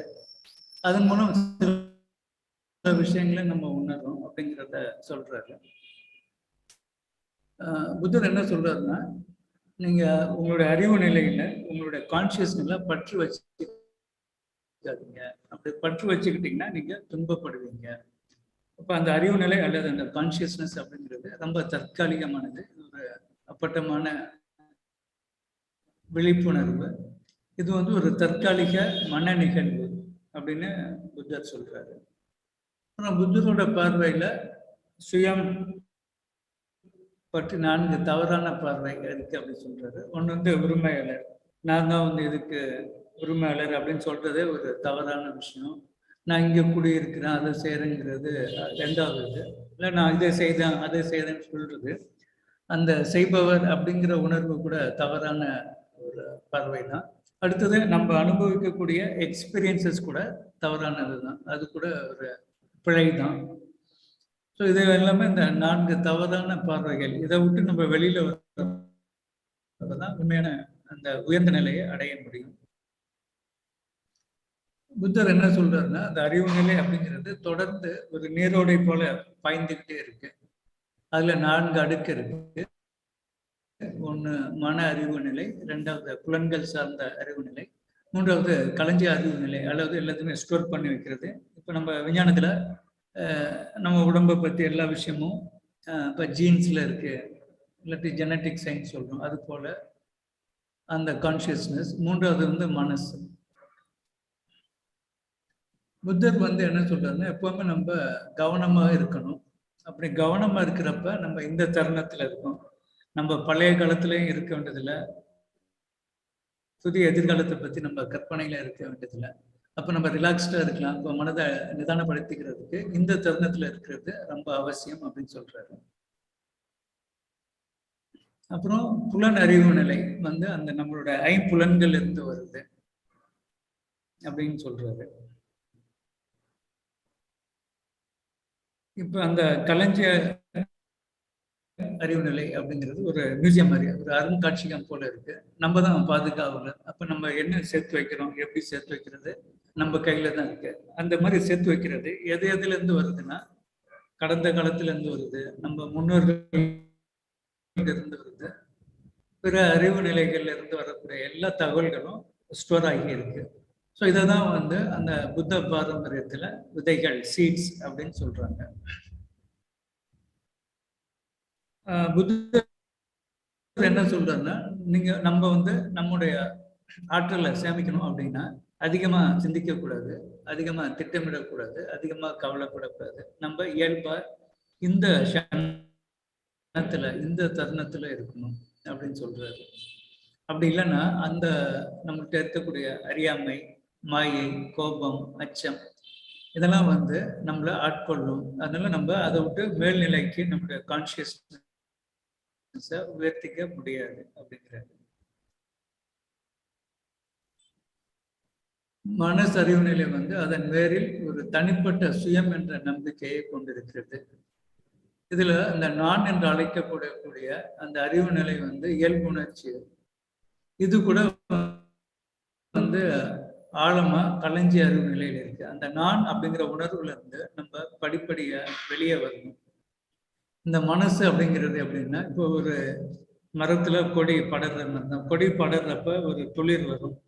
துளிர் வந்து அப்படியே மேலே போயிட்டு திருப்பி வந்து அந்த மரத்தோட தண்டை பிடிச்சிக்கும். அப்போ அந்த மனசு வந்து தன்னைத்தானே கட்டுப்படுத்துது, ஒரு ரெஸ்ட்ரிக்ட் பண்ணிக்குது. அப்போ அதை மேல் நோக்கி போக முடியாம அதை தடுத்துது. அதுதான் அந்த மனசோட ஒரு வீக்னஸ் அல்லது டிராபேக். ஸோ மனசு என்பது அந்த கலைஞ்ச நிலையில தோன்றி அங்கேயே தோன்றுது, அங்கேயே வேரூன்றி இருக்கு. இது திருப்பி அதே வந்து அது பொருளை ஏற்றுக்குது. டெக்கார்ட் சொல்றது நான் நினைக்கிறேன் அதனால் நான் இருக்கிறேன் என்று சொல்றது. புத்தரோட பார்வையில உங்களுடைய சிந்தனை தான் நீங்கள் தான் உங்கள் சிந்தனை. அப்ப அந்த சிந்தனை வந்து தனக்கு பின்னாடி ஒரு சுயம் இருக்கணும் அப்படிங்கிற தேவையே இல்லாம வெளிப்படுது. சுயம் இல்லாதோட தரிசனம் கிடைத்தால் மாயை. அப்போ வந்து நம்ம வந்து மேன்மை நிலை அடையணும், அல்லது நம்முடைய கான்சியஸ்னஸ் அல்லது அறிவு நிலை உயரும். அந்த நான் சொல்லிக்கிற அந்த விஷயம் அது சிதைந்து போனால் அல்லது அது கரைந்து போனால் இந்த தருணத்துல நம்ம சுதந்திரத்தையும் மகிழ்ச்சியையும் அனுபவிக்கலாம். இதுதான் வந்து நம்ம உருமாற்றம் அப்படிங்கிறோம். பீட்டர் வைட்டால் அவர் என்ன சொல்றாருன்னா, ஒவ்வொரு அணுவும் கான்சியஸ்னஸ்ல மனசாட்சி மாறுறதுக்கு இந்த பிரபஞ்ச தொகுப்பில், பிரபஞ்சம் வந்து பல கோடிக்கணக்கான பிரபஞ்சங்கள் இருக்கு. அதுல நம்ம பற்பல தடவை பயணம் செய்திருக்கலாம். அதே மாதிரி நம்மளோட உடல் இருந்ததுக்கு கூட இந்த உடலில் உள்ள கூட அணுக்கள் அது கூட பற்பல கோடி தடவை கடந்து இன்னொரு கூட்டு மனசாட்சியை உருவாக்கலாம் சொல்றாங்க. பெசன்ட் என்ன சொல்றாங்கன்னா, இந்த அறிவு நிலை கான்சியஸ்ல வந்து 3 அணு துகள்கள்னு சொல்றாரு, ஆத்மா, புத்தி, மனஸ். அப்ப இந்த நம்மளுடைய இருப்பு, நம்மளுடைய எக்ஸிஸ்டன்ஸ் பார்த்தீங்கன்னா அந்த அதீத அறிவு நிலையில ஒரு ஸ்தூல தளத்துல இருக்கு.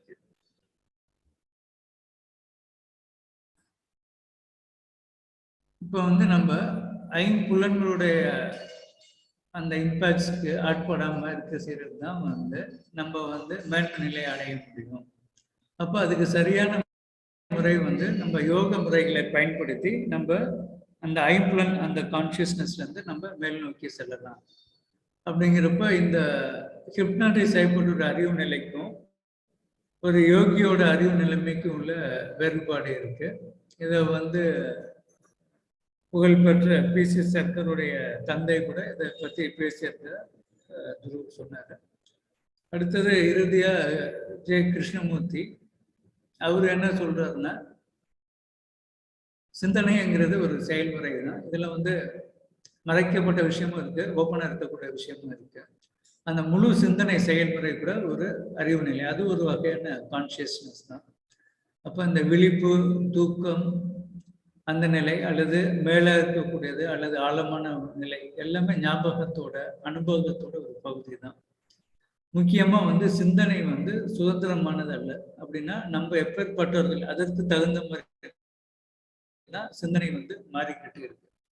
Sir 2 minutes to sum up. அறிவு நிலைக்கும் என்ன தொடர்புனா, சிந்தனைங்கிறது ஒரு பதில், அறிவு நிலை கூட ஒரு பதில் தான். ஆனா அது ஒரு தூண்டுதலுக்கு கொடுக்கக்கூடிய ஒரு பதில். அனுபவிப்பது என்பது சவால், அது ஒரு பதில் கூட. ஜே. கிருஷ்ணமூர்த்தி என்ன சொல்றதுன்னா, அனுபவம்ங்கிறது ஒரு முடிவு, அனுபவத்திலோட ஒரு விளைவு அப்படிங்கிறது. இந்த முடிவான செயல்முறை தான் அறிவு நிலை. அதன் முடிவு அல்லது விளைவு தான் சுய அறிவு. இதை கடந்து போறது தான் சுய அறிவு அப்படிங்கிறது. எண்ணம் வந்து எப்பவுமே மேலோட்டமானது, அறிவு நிலை கூட ஒரு மேலோட்டமானது தான். ஆனா அதை மீண்டும் அதை விட்டு வெளியே வர்றது தான் வந்து அந்த ரியல் அறிவு நிலை வளர்ச்சி. இப்போ ஒரு சயின்டிஸ்ட் ப்ரொஃபஸர் சுபாஷ் காக் சொல்றாரு, அறிவியல் கோட்பாடுகள் சுதந்திர விருப்பத்திற்கு இடமளிக்கல. அந்த சுதந்திர விருப்பம் என்பது அறிவு நிலையில் உண்டாக்கப்பட்ட துணை நிகழ்வு அல்ல எனில் எப்படி காரணக்காரிய வட்டம் அறிவு நிலையில் உடைக்கப்படும் அப்படின்னு கேள்வி கேட்கிறாரு. அப்ப அறிவு நிலை கோட்பாட்டின் வளர்ச்சி 3 வட்டங்களின் ஒப்பீட்டு இடத்தை மட்டும் சீரமைக்குமா? உண்மையிலே இந்த அறிவியல்ல நம்ம புதிய சிந்தனையை உருவாக்க வேண்டும் அப்படின்னு அவர் சொல்றாரு. இதைதான் ஜெய கிருஷ்ணமூர்த்தி அவர்கள் நம்முடைய சிந்தனைக்கு அப்பாற்பட்டது எதுவுமே இல்லையா, நம்முடைய காலத்திற்கு அப்பாற்பட்டது எதுவுமே இல்லையா, நமது மனதினால உருவாக்கப்படாத ஒன்று இல்லையா அப்படின்னு கேட்கிறாரு. அப்ப அந்த கான்ஷியஸ்னஸ் அப்படிங்கிறது நம்ம மனதிற்கும் மிக உயர்ந்த நிலையில் இருக்கு. நம்ம மனதை கடக்க வேண்டும் அப்படிங்கிறது தான் இந்த செஷனோட சாராம்சம். நன்றி. Thank you sir. Thank you, sir. Thank you so much, THIRUMAVALAVAN ji. And Archana ji, अब आप हिंदी में अपना ट्रांसलेशन दीजिए. जी, अब देखता है चेतना को बुद्ध की दृष्टि से। ध्रुव जी ने बहुत अच्छी तरह से बुद्ध की दृष्टि को चेतना में समझा है। अस्तित्व के 5 समुच्चय विभाजित किया जा सकता है, जैसे रूप, वेदना, सन्ना, शांकरा और विज्ञान। रूप यानी भौतिकता, जिसमें पृथ्वी तत्व, जल तत्व, अग्नि तत्व, वायु तत्व आदि आ जाते हैं। वेदना जो अपनी भावना है, सुखद, अप्रिय, तटस्थ। सन्ना यानी बोध, रूप, ध्वनि, गंध आदि का जो हमें बोध मिलता है। शांकरा यानी मानसिक गठन, जिसमें हमारे लालच, क्रोध, लोभ, मोह, प्रेम, दया आदि सब आते हैं।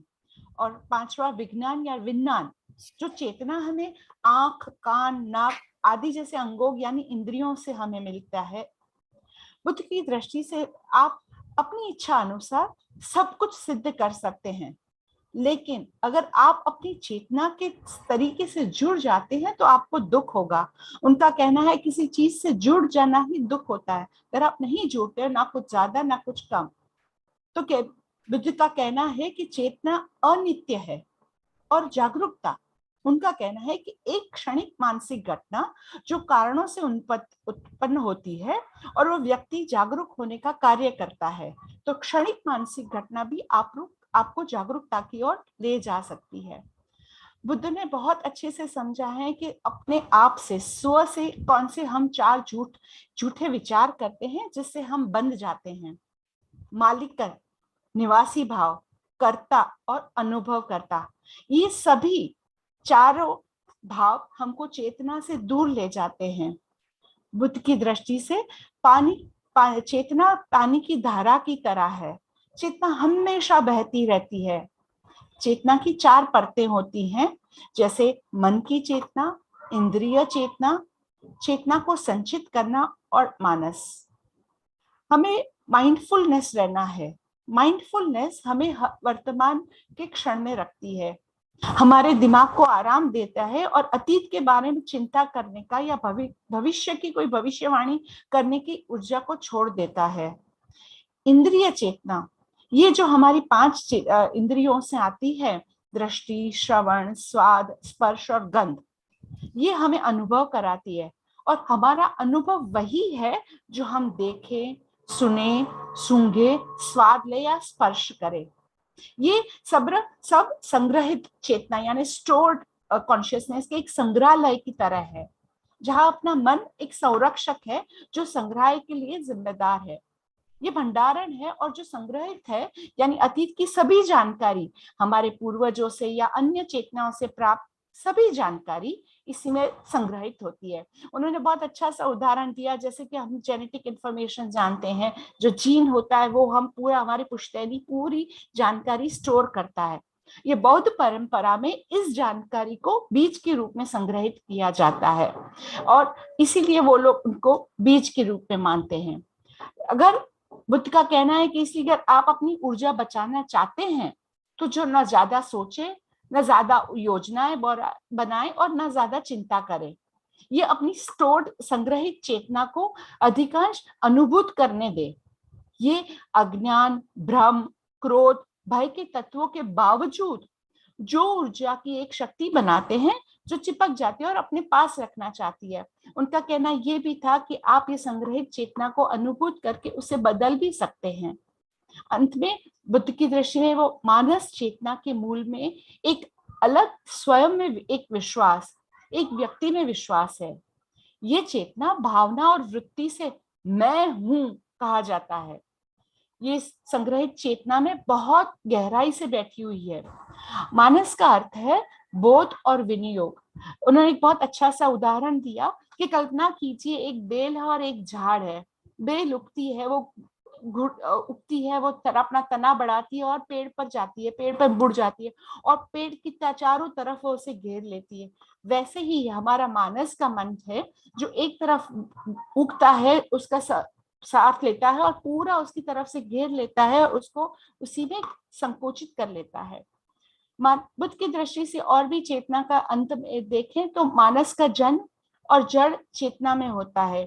यह संग्रहित चेतना से उत्पन्न होता है और ये घूमता है और चेतना अपनी वस्तु के रूप में लगा रहता है। तुम मेरे प्रिय हो, तुम में मैं हूं। डेकार्टस ने कहा है कि मुझे लगता है इसीलिए मैं हूं। बौद्ध धर्म कहना चाहता है और उन्होंने दो बार ये बात बताई ध्रुव ने, वो अब हम ध्यान से सुने। बौद्ध धर्म कहता चाहता है लेकिन तुम क्या हो? आप अपनी सोच हो। सोच इसके पीछे स्वयं की आवश्यकता के बिना प्रकट होती है। जब अस्व की दृष्टि प्राप्त हो जाती है तो भ्रम दूर हो जाता है। जब मैं हूं बिखर जाता है तो हम इस क्षण में स्वतंत्रता और खुशी का आनंद लेते हैं और इसे ही परिवर्तन कहते हैं।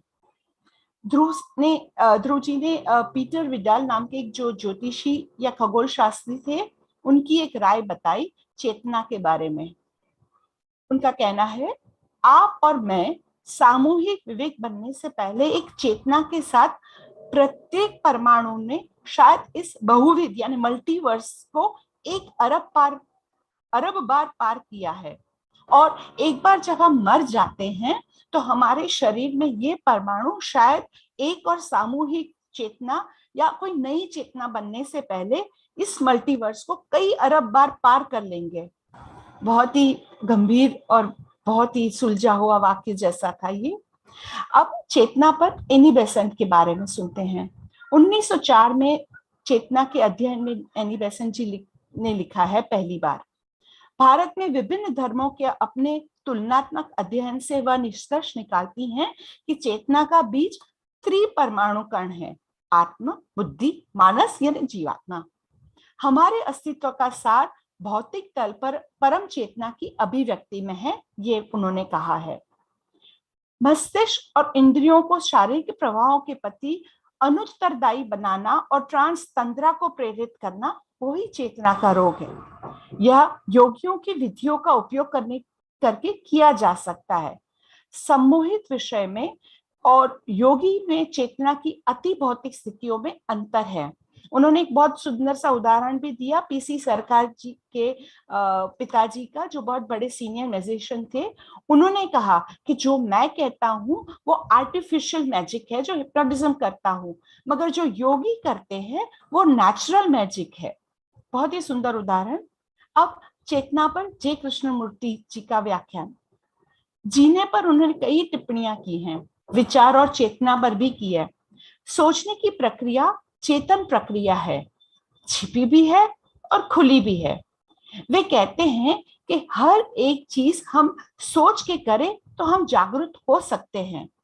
सोचने की पूरी प्रक्रिया ही चेतना है। जागृत और सुषुप्ति, ऊपरी और गहरे स्तर, सभी स्मृति एक अनुभव का अंग है। विचार स्वतंत्र नहीं है।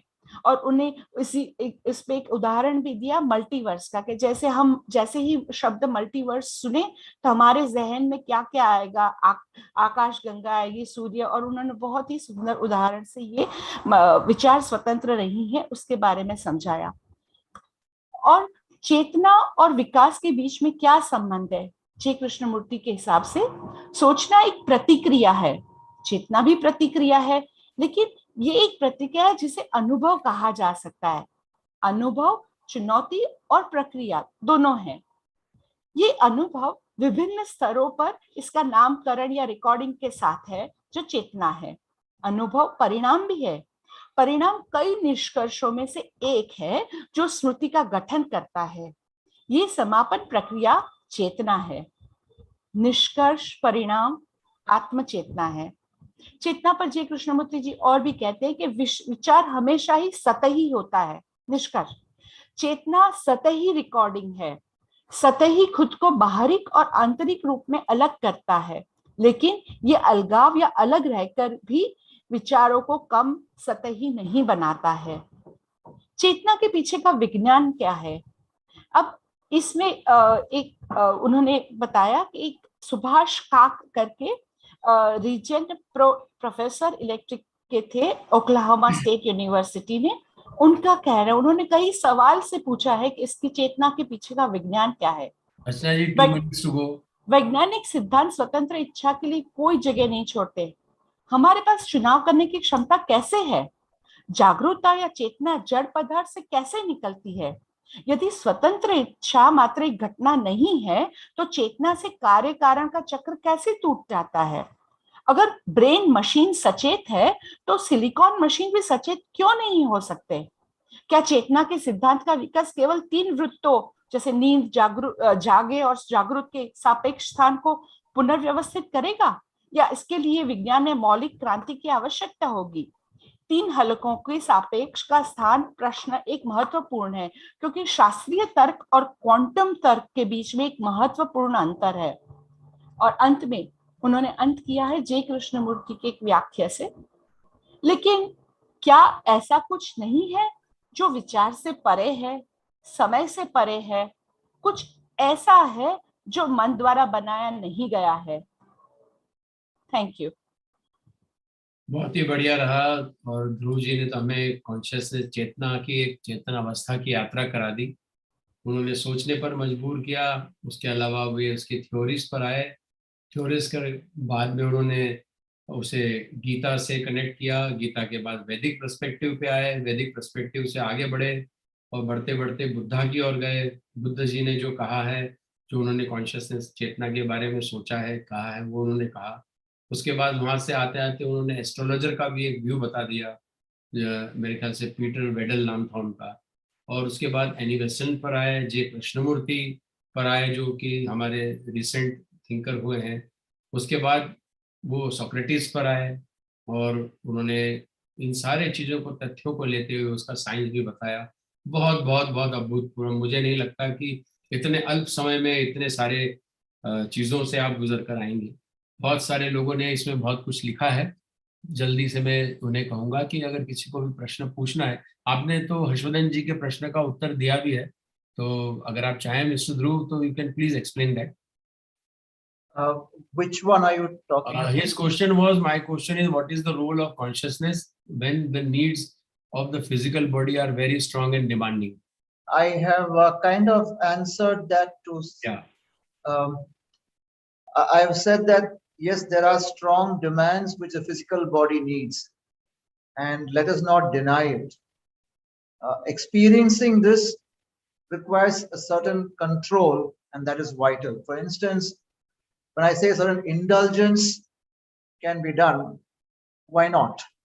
As long as you know that you have a control of that indulgence and it cannot harm you, and that to that extent that it does not harm you, nor does it harm another person.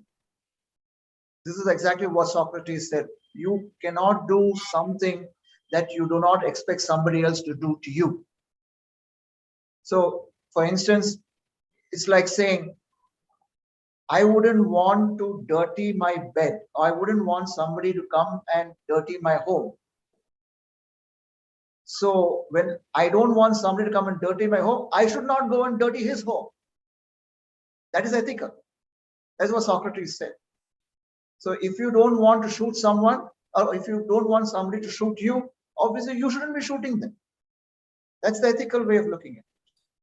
So on this aspect, yes, the physical body needs certain demands, And this is exactly what the Supreme Court of India also said in one of its judgments, where they say consensual sex is acceptable. I'm just giving you an example, where each person respects the other and accepts it. So when you say a body's demand is like having sex, yes, but for that you need another person, and that person must accept you. So when there is a mutual acceptance between you and that person, and it leads to a better understanding of life, why not? But if you're going to force yourself on somebody, that is not consensual. So there is a limitation here, and let us be ethical in it. Thank you, sir. Mr. Harindranath has also written, and I think you have also answered that. One thing to clarify is his memory can never be the screen of consciousness, but its consciousness act as a screen of memory. We made, yeah. And he says it is also a very complex subject. We made consciousness more complex subject, but it is not. For me, it cannot define consciousness in mere words. We can only define the content of consciousness: awareness, perception, wakefulness. Yes, I'm not making it complex. I'm only saying memory is also an aspect of consciousness. And that's what the Buddha also says. There are so many aspects to it. And memory is one, and he brings it to the level of stored consciousness. It's like that in the gene. So it is one aspect of it. It may form a substratum, because you are, for example, I can say, I'm very short-tempered. I get very angry. Now that is something which may come from my genes. But then when I live in a world where I have to put up with so many people, if I'm going to be short-tempered with you and everybody, then I become a bad person. So diplomacy is all about learning, assimilating, absorbing that into yourself, and you being a different person. So that memory is one aspect. The first time I was short-tempered, I know I lost my job. I shouted at my boss, I might have lost my job. Now the next company I go, if I'm going to be short-tempered, that memory is there in me. If I'm going to shout, I tend to lose my job. So memory is an aspect of your consciousness. I'm just simplifying it. Thank you, Mr. Dhruva. Anybody would like to add anything? Shinde sir? You always put in 2 or 3 good words for the subject. No, I attended. Okay. And as it is said, memory is the aspect of the consciousness. It is true, but it is more content of consciousness, just like knowledge, thought, memory. These are all contents of consciousness by which we are conditioned. That is what I think. It is also an aspect. Yes. You may call it as aspect or content. Yeah. Yes, you're right, sir. Right. Thank you, sir. Mr. N.C. Krishna is also there if he wants to add 2 or 3 words or something on the subject. Vimalji, anyone, or we can go for the prayers there. And when we go for the prayer, let us understand it is 100% consciousness. Yes. I don't see Vimalji or N.C. Krishna ji raising hand or something. So, Sushma ji, kuch antim shabd? मैं तो बस gratitude पे करना चाहती हूँ. ध्रुव जी ने इतने difficult विषय को इतनी सरलता से बताया, और जो कंपैरेटिव स्टडी की, लग रहा है कि इतनी इन डेप्थ स्टडी है. अमेजिंग. मैं ग्रेटिट्यूड पे करना चाहती हूँ. एक चीज जो मैंने पढ़ी थी, बस मैं उसको शेयर कर दूं यदि अनुमति हो तो, कि थियोसॉफी में चेतना के 7 लेयर्स बताए हैं. Conscious mind, conscious, margin of consciousness, subconscious, depth of consciousness, unconscious, depth of consciousness, dynatic consciousness and super consciousness.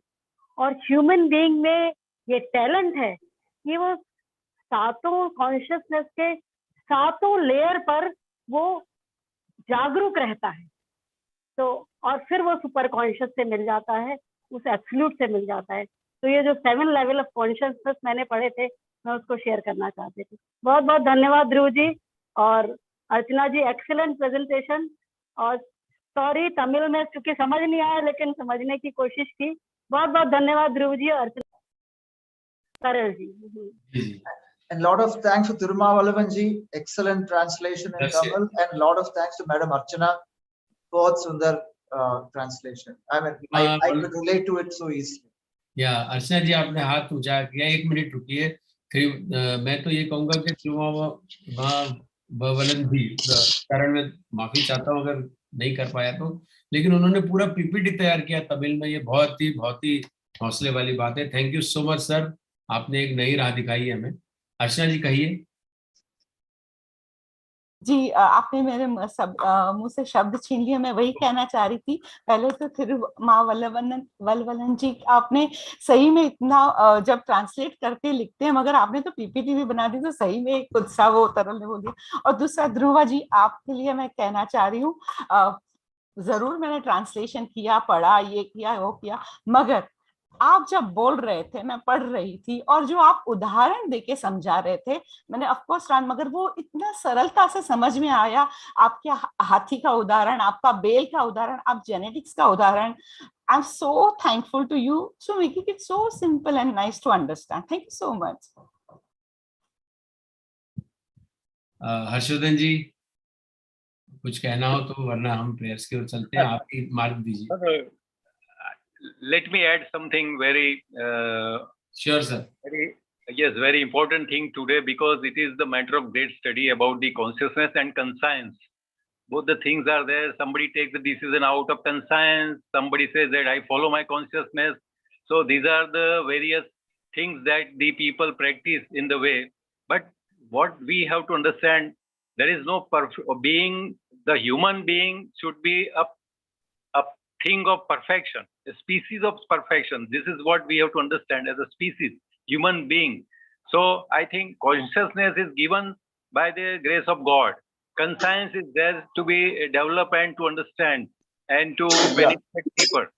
I think this is what we have to understand. And regarding the thought, what you spoke as one remarkable, that I am the person because I think, so I am.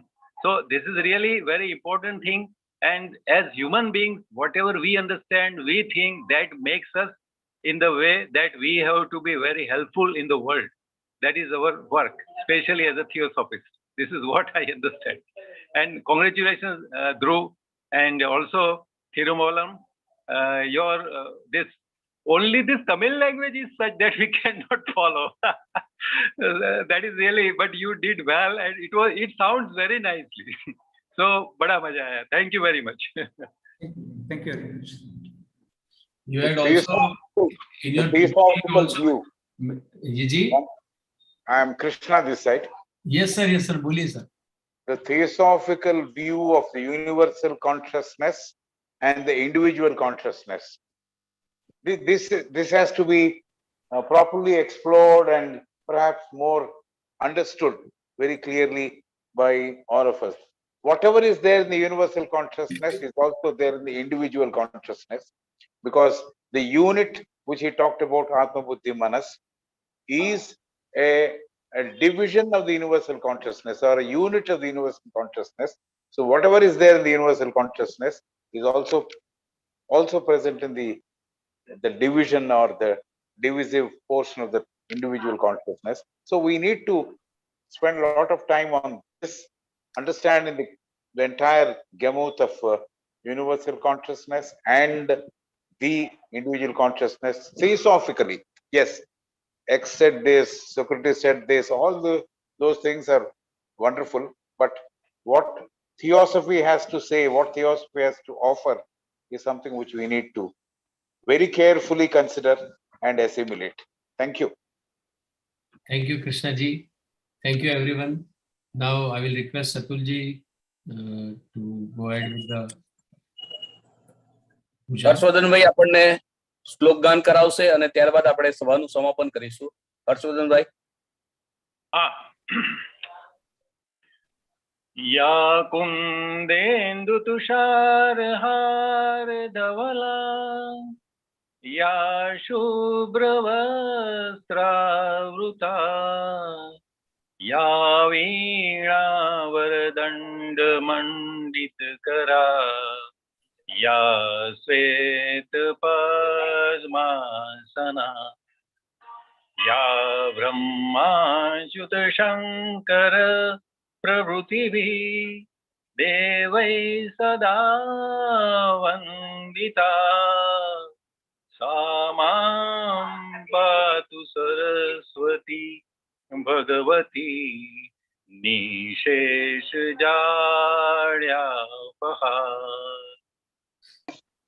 सर्वेत्र सुखिनः सन्तु सर्वे सन्तु निरामया सर्वे भद्राणि पश्यन्तु मा कश्चित् दुःखमाप्नुयात्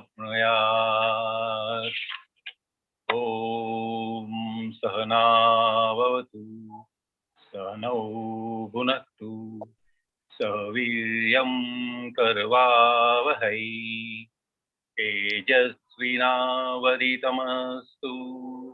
मा विद्विषावहै ॐ शान्ति शान्ति शान्ति